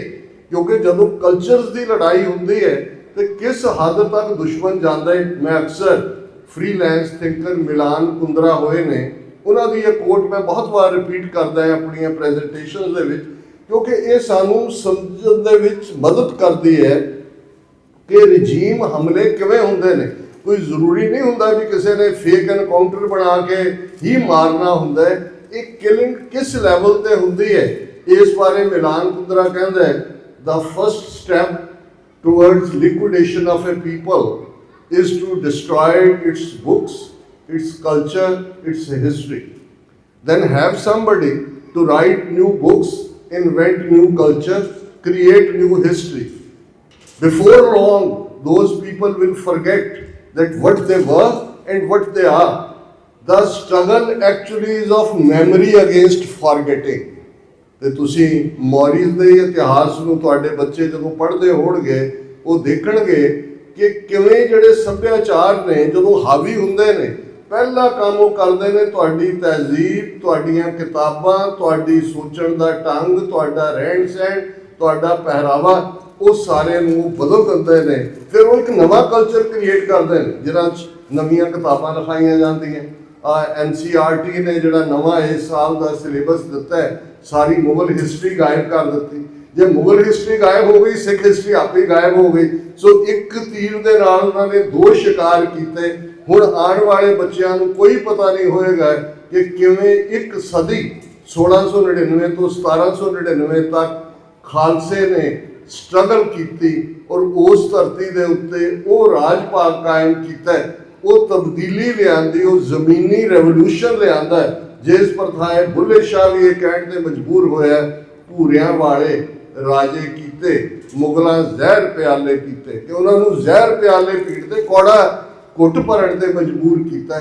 ਇਹ ਹੁਣ ਗਾਇਬ ਹੋਏਗਾ ਕਿਉਂਕਿ ਇਹਨਾਂ ਦਾ ਰਾਜ ਹੈ। ਔਰ ਇਹੀ ਜਦੋਂ ਨਵੇਂ ਇਤਿਹਾਸ ਸਿਰਜੇ ਜਾਂਦੇ ਨੇ, ਸੌਫਟ ਪਾਵਰ, ਬਾਲੀਵੁੱਡ ਕਿਸ ਅੰਦਾਜ਼ 'ਚ ਉਹਨਾਂ ਨੇ ਕੋਈ ਗੁਜਰਾਤ ਫਾਈਲਸ ਬਣਾਈ, ਕੋਈ ਕੇਰਲਾ ਫਾਈਲਸ ਬਣਾਈ, ਕੋਈ ਉਹ ਆਪਣੀ ਸ਼ੋ ਗਰਲ ਕੰਗਣਾ ਰਣੌਤ ਤੋਂ ਐਮਰਜੈਂਸੀ ਬਣਵਾਈ, ਕਿਵੇਂ ਇਹ ਸਾਰੀਆਂ ਸੌਫਟ ਪਾਵਰਸ ਵੀ ਨੇ ਤਾਂ ਕਿ ਤੁਹਾਡਾ ਪ੍ਰਾਈਡ, ਤੁਹਾਡਾ ਇਤਿਹਾਸ, ਉਸ ਨੂੰ ਪਹਿਲਾਂ ਧੁੰਦਲਕਾ ਕੀਤਾ ਜਾਏ, ਤੁਹਾਨੂੰ ਇਸ ਕਦਰ ਨੀਵਾਂ ਦਿਖਾਇਆ ਜਾਏ ਵੀ ਨਹੀਂ ਤੁਹਾਡਾ ਤਾਂ ਕੁਝ ਨਹੀਂ ਹੈ, ਔਰ ਫਿਰ ਤੁਸੀਂ ਆਪਣੇ ਨਵੇਂ ਹੀਰੋ ਕੱਢੋ, ਨਵੇਂ ਕਲਚਰ ਦੀਆਂ ਗੱਲਾਂ ਕਰੋ ਜਿਹੜੇ ਐਗਜ਼ਿਸਟ ਹੀ ਨਹੀਂ ਸੀ ਕਰਦੇ। ਕੋਈ ਪਦਮਾਵਤੀ ਕੱਢ ਲਈ, ਕੋਈ ਹੋਰ ਕੱਢ ਲਿਆ, ਕੁਝ ਨਹੀਂ ਹੈ ਇਹਨਾਂ 'ਚੋਂ। ਤੁਸੀਂ ਦੇਖੋਗੇ ਐਗਜ਼ਿਸਟ ਨਹੀਂ ਕਰਦੇ ਕਈ ਕਰੈਕਟਰ, ਪਰ ਉਹਨਾਂ ਦੇ ਕੋਲ ਪਾਵਰ ਹੈ। ਔਰ ਇਹੀ ਹੈ, ਉਹ ਮਿਲਾਨ ਕੁੰਦਰਾ ਕਹਿੰਦਾ ਇੱਕ ਵਕਤ ਆਉਂਦਾ ਹੈ ਕਿ ਇੱਕ ਜਨਰੇਸ਼ਨ ਭੁੱਲ ਜਾਂਦੀ ਹੈ ਕਿ ਉਹ ਕੀ ਸਨ ਤੇ ਕੀ ਬਣ ਗਏ। ਔਰ ਇਹੀ ਲੜਾਈ ਹੈ ਜਦੋਂ ਅਸੀਂ ਘੱਲੂਘਾਰਾ 84 ਨੂੰ ਯਾਦ ਕਰਦੇ ਹਾਂ, ਨਵੰਬਰ 84 ਨਸਲਕੁਸ਼ੀ ਨੂੰ ਯਾਦ ਕਰਦੇ ਹਾਂ, ਆਪੋ ਆਪਣੀਆਂ ਥਾਵਾਂ ਤੇ ਸਮਾਗਮ ਕਰਦੇ ਹੈ, ਰੈਲੀਜ਼ ਕਰਦੇ, ਬਹੁਤ ਇੰਪੋਰਟੈਂਟ ਹੈ। ਇਹ ਮਤ ਸਮਝੀਏ, ਇੱਥੇ ਵੀ ਸਾਡੀ ਇੱਕ ਕਲਾਸ ਬਾਹਰਲੇ ਮੁਲਕਾਂ 'ਚ ਐਗਜ਼ਿਸਟ ਕਰਦੀ ਹੈ ਜਿਹੜੀ ਇਹ ਕਹਿੰਦੀ ਹੈ ਜੀ ਕਿ ਨਾਅਰੇ ਲਾਉਣ ਨਾਲ ਖਾਲਿਸਤਾਨ ਥੋੜ੍ਹੀ ਬਣ ਜਾਣਾ। ਪਰ ਤੁਸੀਂ ਹਕੂਮਤਾਂ ਦੇਖੋ, ਕੈਨੇਡਾ ਦੇ ਵਿੱਚ, ਅਮਰੀਕਾ ਦੇ ਵਿੱਚ ਲਗਾਤਾਰ ਨਾਲ ਤੁਸੀਂ ਨਗਰ ਕੀਰਤਨ ਕੱਢਦੇ ਹੋ, ਸ਼ਹੀਦਾਂ ਦੀਆਂ ਤਸਵੀਰਾਂ ਹੁੰਦੀਆਂ ਨੇ, ਖਾਲਿਸਤਾਨ ਦੇ ਝੰਡੇ ਹੁੰਦੇ ਨੇ। ਹੁਣ ਦੁਸ਼ਮਣ ਕਿੰਨੀ ਵਾਰ ਇੰਡੀਅਨ ਗਵਰਨਮੈਂਟ ਆਫੀਸ਼ੀਅਲੀ ਪ੍ਰੋਟੈਸਟ ਕਰਦੀ ਹੈ ਗਵਰਨਮੈਂਟ ਦੇ ਕੋਲ ਕਿ ਜੀ ਇਹ ਬੰਦ ਕਰਾਓ ਸਾਰਾ। ਕਿਉਂ? ਜਿਹੜੀ ਗੱਲ ਸਾਨੂੰ ਸਮਝ ਨਹੀਂ ਆਉਂਦੀ, ਦੁਸ਼ਮਣ ਦੀਆਂ ਅੱਖਾਂ 'ਚ ਹੀ ਦੇਖ ਲਿਆ ਕਰੀਏ ਕਿ ਜੇ ਉਹਨਾਂ ਨੂੰ ਸਮੱਸਿਆ ਸਾਡੇ ਸ਼ਹੀਦਾਂ ਦੀਆਂ ਤਸਵੀਰਾਂ ਨਾਲ, ਉਹਨਾਂ ਨੂੰ ਸਮੱਸਿਆ ਸਾਡੇ ਝੰਡੇ ਬੁੰਗਿਆਂ ਦੇ ਕਨਸੈਪਟ ਦੇ ਨਾਲ, ਤੇ ਇਹ ਜ਼ਰੂਰ ਕੋਈ ਇੰਪੋਰਟੈਂਟ ਹੋਏਗਾ। ਔਰ ਮੈਂ ਹਮੇਸ਼ਾ ਇਹ ਕਹਿੰਦਾ ਕਿ ਮੂਵਮੈਂਟਸ, ਪਿਛਲੇ ਦਿਨਾਂ 'ਚ ਇੱਕ ਇਸਲਾਮਿਕ ਸਕਾਲਰ ਨੂੰ ਪੁੱਛਿਆ ਗਿਆ ਸੀ ਇਸ ਮੁੱਦੇ ਦੇ ਉੱਤੇ, ਤਾਂ ਉਹਨੇ ਕਿਹਾ ਵੀ ਜਦੋਂ ਤੱਕ ਇੱਕ ਬੰਦਾ ਵੀ ਕਿਸੇ ਨਜ਼ਰੀਏ ਲਈ ਮਰਨ ਨੂੰ ਤਿਆਰ ਹੈ, ਉਹ ਨਜ਼ਰੀਆ ਹਮੇਸ਼ਾ ਕਾਇਮ ਹੈ। ਔਰ ਸਾਡੇ ਤਾਂ ਲੱਖਾਂ ਦੀ ਗਿਣਤੀ ਦੇ ਵਿੱਚ, ਇਕੱਲਾ ਇਹੀ ਨਹੀਂ ਕਿ 1.5 ਲੱਖ ਤੋਂ ਜ਼ਿਆਦਾ ਗੁਰੂ ਕਲਗੀਧਰ ਦੇ ਸਪੁੱਤਰ ਸਪੁੱਤਰੀਆਂ ਨੇ ਆਪਣੇ ਸਰੀਰਾਂ ਦੇ ਠੀਕਰੇ ਦਿੱਲੀ ਸਾਮਰਾਜ ਦੇ ਸਿਰ ਤੇ ਭੰਨੇ ਤਾਂ ਕਿ ਸਾਡਾ ਆਉਣ ਵਾਲਾ ਕੱਲ ਸ਼ਾਨਮਤਾ ਹੋਏ, ਮਾਨਮਤਾ ਹੋਏ। ਅਜੋਕੇ ਦੌਰ ਦੇ ਵਿੱਚ ਜਦੋਂ ਕਿ ਸਾਡੀ ਜਨਰੇਸ਼ਨ, ਮੈਨੂੰ ਨਿਊਜ਼ੀਲੈਂਡ ਆ ਕੇ ਬਹੁਤ ਚੰਗਾ ਲੱਗਾ, ਸਾਡੇ ਉਹ ਵੀਰ ਜਿਹੜੇ ਸਾਡੇ ਨਾਲ ਦੇ ਐਕਟਿਵਿਸਟ ਨੇ, ਉਹਨਾਂ ਦੇ ਨਾਲ ਉਹੀ ਪੁਰਾਣੀਆਂ ਯਾਦਾਂ ਵੀ ਨੇ। ਪਰ ਇੱਕ ਪੀਰੀਅਡ ਐਸਾ ਆਇਆ ਕਿ ਦੁਸ਼ਮਣ ਨੇ ਇੱਕ ਨੈਰੇਟਿਵ ਸਿਰਜਿਆ, ਇੱਕ ਪ੍ਰੋਪੇਗੈਂਡਾ ਬਣਾਇਆ, ਔਰ ਸਾਨੂੰ ਵੀ ਲੱਗਣ ਲੱਗ ਗਿਆ ਇੱਕ ਬੈਂਡ ਵੈਗਨ ਤੋਂ ਉਤਰ ਕੇ ਦੂਜੀ ਤੇ ਚੜ੍ਹੇ ਕਿ ਗੱਲ ਮੁੱਕ ਗਈ ਹੈ। ਪਰ ਗੁਰੂ ਕਲਗੀਧਰ ਪਾਤਸ਼ਾਹ ਨੇ, ਔਰ ਮੈਂ ਅਕਸਰ ਇਸ ਗੱਲ ਨੂੰ ਦੁਹਰਾਉਂਦਾ, ਸਰ ਕਪੂਰ ਸਿੰਘ ਬਹੁਤ ਵੱਡੇ ਥਿੰਕਰ ਹੋਏ ਨੇ, ਬਹੁਤ ਵੱਡੇ ਸਿੱਖ ਫਿਲਾਸਫਰ ਹੋਏ ਨੇ 20ਵੀਂ ਸਦੀ ਦੇ। ਸਾਚੀ ਸਾਖੀ ਜਿਹੜੇ ਪੜ੍ਹਨ ਦਾ ਅਗੇਨ ਸ਼ੌਕ ਰੱਖਦੇ ਨੇ, ਜੇ ਪੜ੍ਹੋਗੇ ਤੇ ਤੁਹਾਨੂੰ ਪਾਸਟ ਬ੍ਰਿਟਿਸ਼ ਪੀਰੀਅਡ ਤੋਂ ਖਾਲਿਸਤਾਨ ਦੇ ਸੰਘਰਸ਼ ਤੱਕ ਦੀ ਗੱਲ ਸਮਝ ਆਏਗੀ। ਉਹਨਾਂ ਦੀ ਕੋਟ ਹੈ ਕਿ ਹਰ ਸਾਜ਼ ਨੂੰ ਵਜਾਉਣ ਤੋਂ ਪਹਿਲਾਂ ਸੁਰ ਕੀਤਾ ਜਾਂਦਾ, ਉਹਦੀ ਟਿਊਨਿੰਗ ਕੀਤੀ ਜਾਂਦੀ। ਖਾਲਸਾ ਇੱਕ ਐਸਾ ਸਾਜ਼ ਹੈ ਜਿਸ ਦੀ ਟਿਊਨਿੰਗ 10 ਪਾਤਸ਼ਾਹੀਆਂ ਨੇ ਕੀਤੀ ਹੋਈ ਹੈ। ਠੀਕ ਸੁਰ ਤੇ ਉਂਗਲ ਰੱਖਣ ਦੀ ਲੋੜ ਹੈ। ਇਸ ਸਾਜ਼ ਨੇ ਗੁੰਜਾਰਾਂ ਪਾ ਦੇਣੀਆਂ ਨੇ। ਉਹ ਉਂਗਲੀ ਬਾਬਾ ਬੰਦਾ ਸਿੰਘ ਬਹਾਦਰ ਨੇ ਰੱਖੀ, ਉਹ ਉਂਗਲ ਸੰਤ ਜਰਨੈਲ ਸਿੰਘ ਖਾਲਸਾ ਪਿੰਡਾਂ ਵਾਲਿਆਂ ਨੇ ਰੱਖੀ, ਜਾਂ ਅੱਜ ਕਿਸਾਨ ਮੂਵਮੈਂਟ 21 ਮਹੀਨੇ, ਬੇਸ਼ੱਕ ਲੀਡਰਸ਼ਿਪ ਅੱਧਿਓਂ ਜ਼ਿਆਦਾ ਕਾਮਰੇਡਾਂ ਦੀ ਬੇਈਮਾਨ ਔਰ ਲੜੇ ਹੋਏ ਨੇ ਸਰਕਾਰ ਨਾਲ। ਉਹ ਮਨਦੀਪ ਪੂਨੀਆ, ਇੱਕ ਹਰਿਆਣਵੀ ਜਾਟ ਜਰਨਲਿਸਟ ਨੇ ਬੜੀ ਇਨਵੈਸਟੀਗੇਟਿਵ ਰਿਪੋਰਟ ਕੱਢੀ ਸੀ ਕਿ ਕਿਵੇਂ ਸਾਰੇ ਸ਼ਾਮ ਨੂੰ ਅਮਿਤ ਸ਼ਾਹ ਦੇ ਚੋਲੇ ਦੀਆਂ ਕਲੀਆਂ ਫੜ ਕੇ ਜਿਹੜਾ ਉਹਨੂੰ ਕਮਿਊਨੀਕੇਟ ਕਰਦੇ ਸੀ। ਪਰ ਪਿੱਛੇ ਪੰਥ ਖੜਾ ਹੈ, ਪਿੱਛੇ ਸਿੱਖੀ ਦੀ ਤਾਕਤ ਹੈ, ਉਸ ਮੁਕਾਮ ਦੇ ਉੱਤੇ ਗੁਰੂ ਗ੍ਰੰਥ ਸਾਹਿਬ ਦਾ ਪ੍ਰਕਾਸ਼ ਹੈ, ਦਿਨ ਮਨਾਏ ਜਾ ਰਹੇ ਨੇ, ਔਰ ਬਾਹਰ ਡਾਇਸਪੋਰਾ ਸਿੱਖ ਖੜਾ ਹੈ। ਤੁਸੀਂ ਇੱਥੇ ਆਸਟ੍ਰੇਲੀਆ 'ਚ, ਅਸੀਂ ਅਮਰੀਕਾ, ਕੈਨੇਡਾ, ਸਾਡੀ ਉਹ ਜਨਰੇਸ਼ਨ ਵੀ ਤੀਸਰੀ ਚੌਥੀ ਜਨਰੇਸ਼ਨ ਜਿਨ੍ਹਾਂ ਬਾਰੇ ਅਸੀਂ ਇਮੈਜਿਨ ਨਹੀਂ ਕਰ ਸਕਦੇ ਵੀ ਇਹਨਾਂ 'ਚ ਵੀ ਕੋਈ ਸੈਂਸ ਆਫ ਬਿਲੋਂਗਿੰਗ ਹੈ। ਉਹਨਾਂ ਨੂੰ ਵੀ ਲੱਗਾ ਅਸੀਂ ਪੰਜਾਬ ਦੀਆਂ ਧੀਆਂ ਹੈ, ਅਸੀਂ ਪੰਜਾਬ ਦੇ ਪੁੱਤਰ ਹੈ। ਔਰ ਜਿੰਨਾ ਹੜ ਡਾਇਸਪੋਰਾ ਸਿੱਖਾਂ ਦਾ ਸਪੋਰਟ ਦੇ ਵਿੱਚ ਨਿਕਲਿਆ, ਔਰ ਪੰਜਾਬ ਦੀ ਧਰਤੀ ਤੇ ਜਿਹਨੂੰ ਕੋਈ ਉੜਤਾ ਪੰਜਾਬ ਬਣਾ ਦਿੱਤਾ, ਡਰੱਗੀ ਹੋ ਗਏ। ਹੁਣ ਤਾਂ ਜੀ 5 ਸਿੱਖ ਵੀ ਪਿੰਡਾਂ 'ਚ ਨਹੀਂ ਮਿਲਦੇ ਅੰਮ੍ਰਿਤ ਛਕਾਉਣ ਨੂੰ, ਕੋਈ ਰਿਹਾ ਨਹੀਂ। ਐਵੇਂ ਤੁਸੀਂ ਇੱਥੇ ਖਾਲਿਸਤਾਨ ਦੀ ਗੱਲ ਕਰਦੇ ਹੋ, ਦੁਕਾਨਾਂ ਖੋਲ੍ਹੀਆਂ ਹੋਈਆਂ ਨੇ। ਦੂਜਾ, ਸਿੱਖ ਕੌਮ ਦੀ ਉਹ ਸਾਰੀ ਐਨਰਜੀ, ਉਹ ਪਾਵਰ, ਉਹ ਪੋਟੈਂਸ਼ੀਅਲ ਦੁਨੀਆ ਨੇ ਦੇਖਿਆ ਕਿ ਜਿਨ੍ਹਾਂ ਨੂੰ 2% ਕਹਿੰਦੇ ਸੀ, ਜਿਨ੍ਹਾਂ ਨੂੰ ISI ਦੇ ਏਜੰਟ ਕਹਿੰਦੇ ਸੀ, ਜਿਨ੍ਹਾਂ ਨੂੰ ਐਵੇਂ ਫਿਊ ਪੀਪਲ ਕਹਿੰਦੇ ਸੀ, ਉਹਨਾਂ ਨੇ ਉਸ ਨਰਿੰਦਰ ਮੋਦੀ ਨੂੰ, ਉਸ ਸਿਸਟਮ ਨੂੰ ਜਿਨ੍ਹਾਂ ਬਾਰੇ ਸੀ ਕਿ ਕਦੇ ਝੁਕਦਾ ਨਹੀਂ, ਝੁਕਣ ਦੇ ਹੀ ਨਹੀਂ ਮਜਬੂਰ ਕੀਤਾ। ਗੁਰੂ ਨਾਨਕ ਪਾਤਸ਼ਾਹ ਦੇ ਪ੍ਰਕਾਸ਼ ਪੁਰਬ ਵਾਲੇ ਦਿਨ 3 ਖੇਤੀ ਕਾਨੂੰਨ ਵਾਪਸ ਲੈਣ ਤੇ ਮਜਬੂਰ ਕੀਤਾ ਗਿਆ। ਵੱਖਰੀ ਕਹਾਣੀ ਹੈ ਕਿ ਉਸ ਤਾਕਤ ਨੂੰ ਕਿਵੇਂ ਫਿਰ ਬਖੇਰਿਆ ਗਿਆ, ਕਿਵੇਂ ਉਹ ਦੀਪ ਸਿੱਧੂ ਹੋਏ, ਜਾਂ ਬਾਅਦ ਦੇ ਵਿੱਚ ਸਿੱਧੂ ਮੂਸੇਵਾਲਾ ਹੋਏ, ਜਾਂ ਅੱਜ ਜਦੋਂ ਅਸੀਂ ਭਾਈ ਅੰਮ੍ਰਿਤਪਾਲ ਸਿੰਘ ਦੇ ਹਵਾਲੇ ਨਾਲ ਗੱਲ ਕਰਦੇ ਹਾਂ, ਇਹ ਸਾਰੀ ਉਹ ਜਨਰੇਸ਼ਨ ਹੈ ਜਿਹੜੀ ਬਿਲਕੁਲ ਜਿਹਨਾਂ ਦਾ ਕੋਈ ਬਹੁਤਾ ਪਾਸਟ ਨਾਲ ਲਿੰਕ ਨਹੀਂ ਸੀ। ਬਹੁਤ ਸਾਰੇ ਜਿਹੜੇ ਨੇ ਅਜੇ ਸਿੱਖੀ ਸਰੂਪ 'ਚ ਵੀ ਨਹੀਂ ਸਨ, ਲੇਕਿਨ ਉਹਨਾਂ ਨੂੰ ਇਹ ਅਹਿਸਾਸ ਹੋਇਆ ਕਿ ਇਹ ਸਾਡੀ ਧਰਤੀ ਹੈ। ਔਰ ਜਿਵੇਂ ਦੀਪ ਸਿੱਧੂ ਦਾ ਇਹ ਨੈਰੇਟਿਵ ਸਾਡੇ ਵਾਲੇ ਤੇ ਦਿੱਲੀ ਵਾਲੇ, ਇਹ ਗੱਲ ਸੌਖੀ ਸਮਝ ਆ ਗਈ ਕਿਉਂਕਿ ਗੱਲ ਬੜੀ ਸਪਸ਼ਟ ਹੈ। ਜਿਸ ਦਿਨ ਅਕਾਲ ਤਖਤ ਸਾਹਿਬ ਤੇ ਮੀਰੀ ਪੀਰੀ ਦੀਆਂ 2 ਤਲਵਾਰਾਂ 6ਵੇਂ ਪਾਤਸ਼ਾਹ ਨੇ ਪਹਿਨੀਆਂ, ਪਹਿਲੇ ਉਹ 2 ਰਬਾਬੀ ਭਾਈ ਨੱਥਾ ਤੇ ਅਬਦੁੱਲਾ ਪਿੰਡ ਸੁਰ ਸਿੰਘ ਦੇ, ਉਹਨਾਂ ਨੇ ਵਾਰ ਗਾਵੀ, ਉਸ 2 ਤਲਵਾਰੀ ਬੱਧੀਆਂ, ਇੱਕ ਮੀਰੀ ਦੀ, ਇੱਕ ਪੀਰੀ ਦੀ, ਇੱਕ ਅਜ਼ਮਤ ਦੀ, ਇੱਕ ਰਾਜ ਦੀ, ਇੱਕ ਰਾਖੀ ਕਰੇ ਵਜ਼ੀਰ ਦੀ, ਪੱਗ ਤੇਰੀ ਕੀ ਜਹਾਂਗੀਰ ਦੀ। ਇਹ ਲੰਮੀ ਵਾਰ ਹੈ, ਮੈਂ ਉਹਨੂੰ ਸ਼ਾਰਟ ਕਿਹਾ ਹੈ ਕਿ 2 ਚੀਜ਼ਾਂ ਇਸ 'ਚੋਂ ਸਪਸ਼ਟ ਹੋਈਆਂ। ਹਮੇਸ਼ਾ ਅਕਸਰ ਮੈਂ ਸੋਚਦਾ ਸੀ ਤਲਵਾਰਾਂ ਪਹਿਨੀਆਂ ਜਾਂਦੀਆਂ ਨੇ, ਇਹ ਬੱਧਾ ਲਫ਼ਜ਼ ਕਿਉਂ, ਬੱਧਾ ਤਾਂ ਬੰਨਿਆ ਜਾਂਦਾ, ਇਸ ਲਈ ਵੀ ਅੱਜ ਵੀ ਉਹ ਕਲਾਸ ਜੇ ਕੁਝ ਕਿਸੇ ਨੇ ਡੇਰਿਆਂ ਦੇ ਨਾਂ ਥੱਲੇ, ਕਿਸੇ ਨੇ ਅਦਰਵਾਈਜ਼ ਬੜੇ ਬੜੇ ਟਿਕਾਣੇ ਬਣਾਏ ਹੋਏ ਨੇ ਜਿਹੜੇ ਕਹਿੰਦੇ ਨੇ ਜੀ ਸਾਡਾ ਤਾਂ ਸੰਬੰਧ ਨਾਮ ਸਿਮਰਨ ਨਾਲ ਹੈ, ਇਹ ਰਾਜਸੀ ਅਸੀਂ ਨੇ ਜੀ, ਪੋਲੀਟਿਕਸ ਬਹੁਤ ਗੰਦੀ ਚੀਜ਼ ਹੈ, ਅਸੀਂ ਇਹਦੇ 'ਚ ਨਹੀਂ ਜੀ, ਸਾਡੇ ਬਹੁਤ ਵਧੀਆ ਕੀਰਤਨ ਸਮਾਗਮ ਹੁੰਦੇ ਨੇ, ਅਸੀਂ ਵੱਡੇ ਵੱਡੇ ਆਹ ਕਰਦੇ ਹੋ, ਪਰ ਅਸੀਂ ਤਾਂ ਫਿਰ ਗੁਰੂ ਹਰਗੋਬਿੰਦ ਸਾਹਿਬ ਵੱਲ ਪਿੱਠ ਕਰ ਰਹੇ। ਰਾਜਯੋਗ ਦੀ ਗੱਲ ਗੁਰੂ ਨਾਨਕ ਪਾਤਸ਼ਾਹ ਨੇ, ਜਦੋਂ ਅਸੀਂ ਬਾਣੀ 'ਚ ਪੜ੍ਹਦੇ ਹਾਂ ਕਿ ਰਾਜਯੋਗ ਜਿਨ ਮਾਣਿਓ, ਗੁਰੂ ਨਾਨਕ ਪਾਤਸ਼ਾਹ ਰਾਜਾ ਵੀ ਨੇ, ਗੁਰੂ ਨਾਨਕ ਪਾਤਸ਼ਾਹ ਜੋਗੀ ਵੀ ਨੇ। ਜੇ ਗੁਰੂ ਨਾਨਕ ਰਾਜਯੋਗੀ ਨੇ ਤੇ ਭਾਈ ਨੰਦ ਲਾਲ ਦੀ ਕਲਮ ਚੱਲਦੀ ਹੈ ਜਦੋਂ ਗੁਰੂ ਕਲਗੀਧਰ ਪਾਤਸ਼ਾਹ ਨੂੰ ਕਹਿੰਦੇ ਨੇ ਕਿ ਬਾਦਸ਼ਾਹ ਵੀ ਨੇ ਤੇ ਉਹ ਫਕੀਰ ਵੀ ਨੇ, ਸ਼ਾਹੀ ਸ਼ਹਿਨਸ਼ਾਹ ਨੇ, ਨਾਸਰੋ ਮੰਜ਼ੂਰ ਨੇ, ਇਜ਼ਦੀ ਮੰਜ਼ੂਰ ਨੇ, ਲੇਕਿਨ ਉਹ ਫਕੀਰ ਵੀ ਨੇ ਔਰ ਬਾਦਸ਼ਾਹ ਵੀ ਨੇ। ਔਰ ਇਹ ਰਾਜਯੋਗ, ਇਹ ਬੱਧੀਆਂ ਲਫ਼ਜ਼ ਹੀ ਇਸ ਲਈ ਸੀ ਕਿ ਕੋਈ ਇਹਨੂੰ ਸੈਪਰੇਟ ਕਰਨ ਦੀ ਕੋਸ਼ਿਸ਼ ਨਾ ਕਰੇ, ਬੰਨ ਦਿੱਤਾ ਹੈ ਕਿਉਂਕਿ ਇੱਕ ਅਜ਼ਮਤ ਦੀ, ਇੱਕ ਰਾਜ ਦੀ। ਜੇ ਤੁਹਾਡੇ ਕੋਲ ਰਾਜ ਨਹੀਂ ਹੈ, ਜੇ ਤੁਹਾਡੇ ਕੋਲ ਪੋਲੀਟੀਕਲ ਪਾਵਰ ਨਹੀਂ ਹੈ, ਤੇ ਤੁਹਾਡੀ ਅਜ਼ਮਤ, ਤੁਹਾਡੀ ਇੱਜ਼ਤ, ਤੁਹਾਡੀ ਪੱਤ ਕਦੇ ਕਾਇਮ ਨਹੀਂ ਰਹਿ ਸਕਦੀ। ਗੁਰੂ ਨਾਨਕ ਪਾਤਸ਼ਾਹ ਨੇ ਯਾਦ ਦਹਾਨੀ ਕਰਵਾਈ ਕਿ ਦੇਖੋ ਇਸ ਗੱਲ ਵੱਲ ਕਿ ਜੇ ਜੀਵੈ ਪੱਤ ਲੱਥੀ ਜਾਏ, ਸਭ ਹਰਾਮ ਜੇਤਾ ਕੁਛ ਖਾਏ। ਕਿ ਜਿਹੜੇ ਇੰਡੀਵਿਜੂਅਲਸ, ਜਿਹੜੀਆਂ ਕੌਮਾਂ ਬੇਪਤ ਹੋ ਕੇ ਜਿਉਂਦੀਆਂ ਨੇ, ਬੇਆਬਰੂ ਹੋ ਕੇ ਜਿਉਂਦੀਆਂ ਨੇ, ਉਹਨੂੰ ਕਬੂਲ ਕਰਦੀਆਂ, ਸਲੇਵਰੀ ਨੂੰ ਇੰਜੋਏ ਕਰਦੀਆਂ ਨੇ। ਇੱਕ ਸਾਈਕੋਲੋਜੀ ਦੇ ਵਰਡ 'ਚ ਇੱਕ ਲਫ਼ਜ਼ ਹੈ ਸਟਾਕਹੋਮ ਸਿੰਡਰੋਮ, ਉਹਨੂੰ ਕਹਿੰਦੇ ਨੇ। ਸਟਾਕਹੋਮ ਸਿੰਡਰੋਮ ਇਹ ਹੈ ਕਿ ਅਲਟੀਮੇਟਲੀ ਜਿਹੜਾ ਤੁਹਾਡਾ ਕੈਪਟਰ ਹੈ, ਜਿਹੜਾ ਤੁਹਾਡੇ ਤੇ ਜ਼ੁਲਮ ਕਰਨ ਵਾਲਾ ਹੈ, ਤੁਸੀਂ ਉਹਨੂੰ ਹੀ ਪਿਆਰ ਕਰਨ ਲੱਗ ਜਾਂਦੇ ਹੋ, ਤੁਸੀਂ ਉਹਨੂੰ ਹੀ ਜਿਹੜਾ ਉਹਦੀਆਂ ਸਿਫਤ ਸਲਾਹ ਕਰਨ ਲੱਗ ਜਾਂਦੇ ਹੋ। ਅੱਜ ਸਾਡਾ ਇੱਕ ਤਬਕਾ ਵੀ ਇਸ ਸਟਾਕਹੋਮ ਸਿੰਡਰੋਮ ਦਾ ਸ਼ਿਕਾਰ ਹੈ। ਉਹ ਕਹਿਣਗੇ ਜੀ ਸਾਡੀ ਕਰੋੜ ਦੀ ਕੋਠੀ, ਸਾਡੇ ਹਾਈਵੇ ਬਣ ਰਹੇ ਨੇ, ਜ਼ਮੀਨ ਵਿੱਚ ਆ ਗਈ, ਇੰਨਾ ਹੋਰ ਹੋ ਗਿਆ, ਬਹੁਤ ਵਧੀਆ ਚੱਲ ਰਿਹਾ, ਤੁਸੀਂ ਇੱਥੇ ਕੀ ਕਰਦੇ ਹੋ।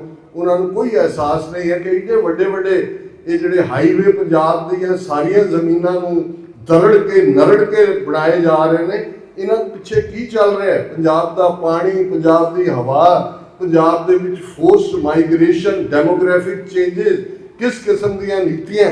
ਔਰ ਆ ਜਿਹੜੀ ਅਮਰੀਕਾ ਨਾਲ ਡੀਲ ਕਰਨ ਲੱਗੇ ਨੇ, ਅਮਰੀਕਾ ਨੇ ਬਾਂਹ ਮਰੋੜ ਕੇ ਪਿੱਛੇ ਇਹਨਾਂ ਦੀ ਪਿੱਠ ਨਾਲ ਲਾਈ ਹੋਈ ਹੈ, ਧੌਣ ਤੇ ਗੋਡਾ ਰੱਖਿਆ ਹੋਇਆ ਹੈ। ਔਰ ਇਹਨਾਂ ਨੇ ਐਗਰੀਕਲਚਰ ਦੇ ਥੱਲੇ ਵੀ ਔਰ ਮਿਲਕ ਪ੍ਰੋਡਕਟ ਵੀ ਉਹ ਖੋਲ ਦੇਣੇ ਨੇ। ਔਰ ਫਿਰ ਕੀ ਹਾਲ ਹੋਣਾ ਉਦੋਂ ਬਹੁਤਿਆਂ ਨੂੰ ਸਮਝ ਆਏਗੀ।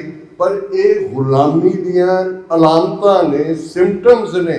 ਔਰ ਜਦੋਂ ਤੱਕ ਅਸੀਂ ਇਸ ਗੱਲ ਵੱਲ ਤਈਆ ਨਹੀਂ ਕਰਦੇ, ਜਿਹੜੀ ਉਸ ਵਾਰ ਦੇ ਵਿੱਚ ਸੀ ਕਿ ਭਾਈ ਗੱਲ ਸਮਝਣੀ ਹੋਏਗੀ ਕਿ ਜੇ ਰਾਜ ਤੁਹਾਡੇ ਕੋਲ ਹੈ ਤਾਂ ਤੁਹਾਡੀ ਅਜ਼ਮਤ ਕਾਇਮ ਰਹਿ ਸਕਦੀ।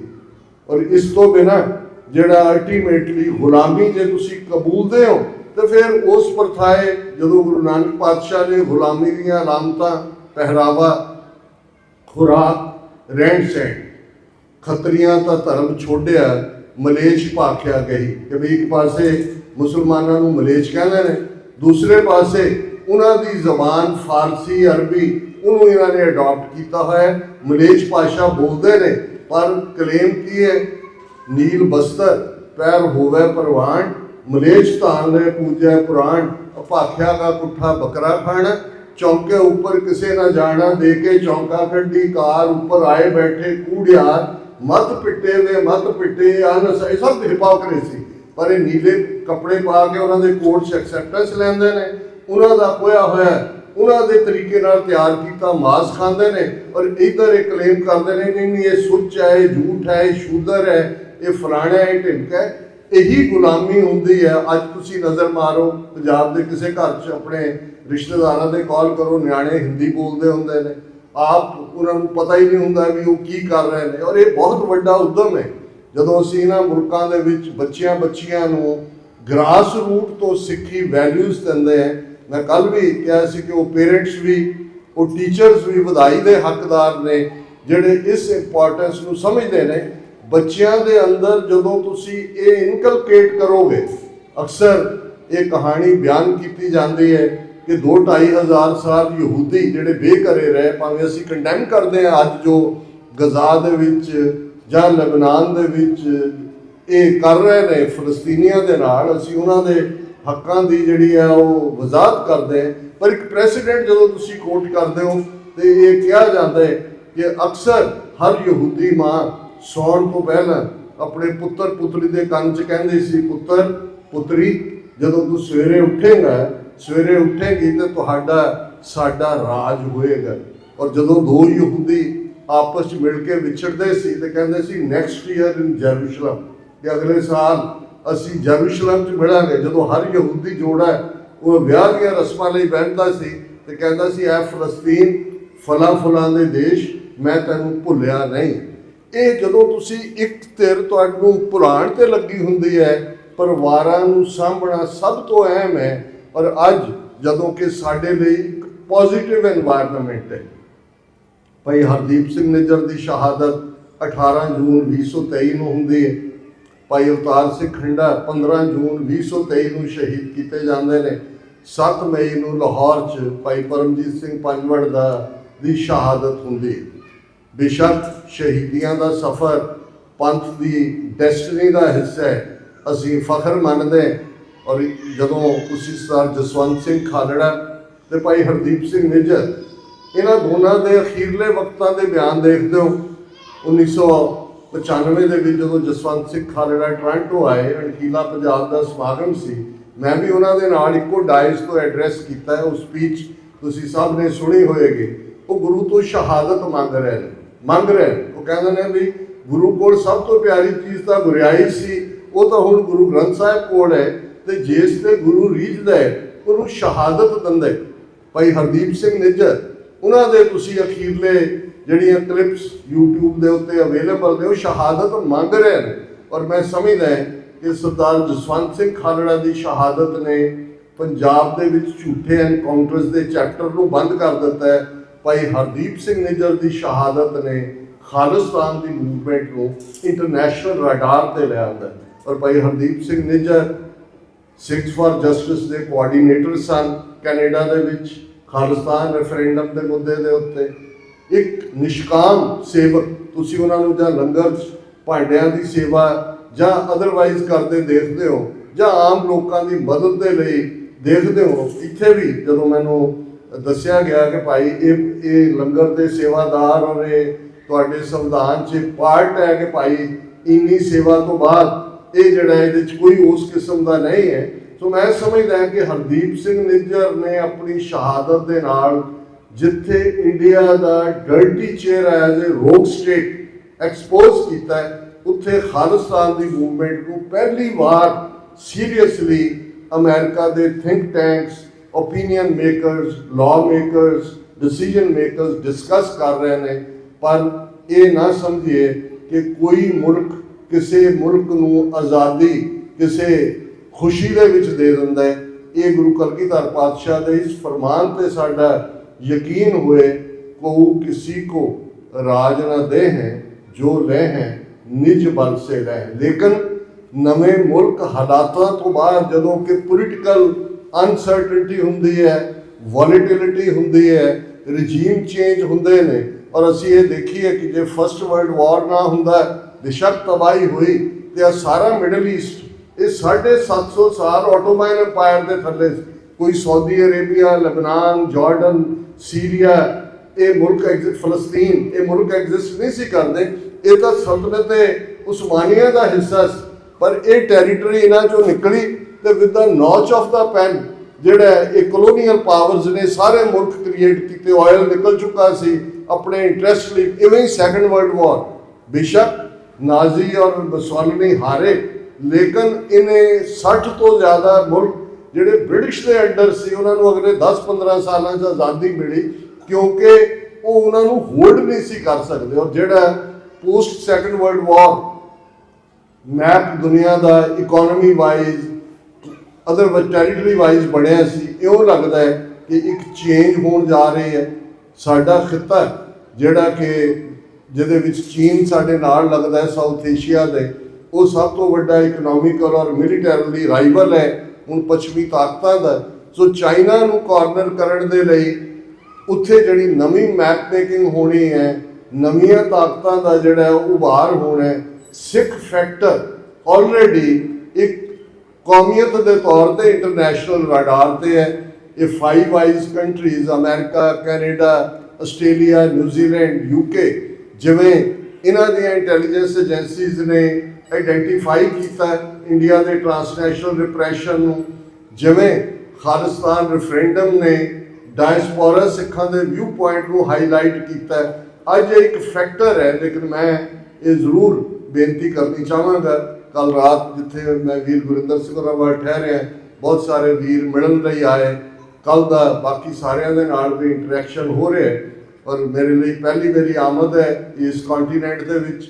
ਮੈਨੂੰ ਇਸ ਗੱਲ ਦੀ ਖੁਸ਼ੀ ਹੈ ਕਿ ਤੁਸੀਂ ਯੰਗਸਟਰਸ ਖਾਸ ਤੌਰ ਤੇ ਤੁਹਾਡੀਆਂ ਰਾ ਇਮੋਸ਼ਨਸ ਨੇ, ਜਿਹੜੀ ਪਹਿਲੀ ਜਨਰੇਸ਼ਨ ਬਿਲਕੁਲ ਫੁੱਲ ਫਲੈਜਡ ਜਿਹੜੇ ਤੁਰੇ, ਜਿਨ੍ਹਾਂ ਨੇ ਸੰਘਰਸ਼ ਨੂੰ ਅੱਗੇ ਤੋਰਿਆ। ਬੇਸ਼ੱਕ ਇੱਕ ਪੀਰੀਅਡ ਆਉਂਦਾ ਹੈ ਜਿਸ ਨੂੰ ਫਟੀਗ ਕਹਿੰਦੇ ਨੇ। ਈਵਨ ਜਿਨ੍ਹਾਂ ਜ਼ਮਾਨਿਆਂ 'ਚ ਫਿਜ਼ਿਕਸ ਪੜ੍ਹਾਈ ਜਾਂਦੀ ਸੀ ਪ੍ਰੀ ਮੈਡੀਕਲ ਔਰ ਦੂਸਰੇ ਪੀਰੀਅਡ, ਉਹਦੇ 'ਚ ਹੁੰਦਾ ਸੀ ਕਿ ਕਈ ਵਾਰ ਜਹਾਜ਼ ਬਿਲਕੁਲ ਠੀਕ ਠਾਕ ਚੜ੍ਹਿਆ, ਡਿੱਗ ਪੈਂਦਾ। ਉਹ ਦੇਖਦੇ ਨੇ ਵੀ ਕੋਈ ਨੁਕਸ ਨਹੀਂ ਸੀ, ਉਹਦੇ ਲਈ ਉਹਨਾਂ ਨੇ ਫਿਜ਼ਿਕਸ ਦੇ ਵਿੱਚ ਟਰਮ ਕੱਢੀ ਫਟੀਗ।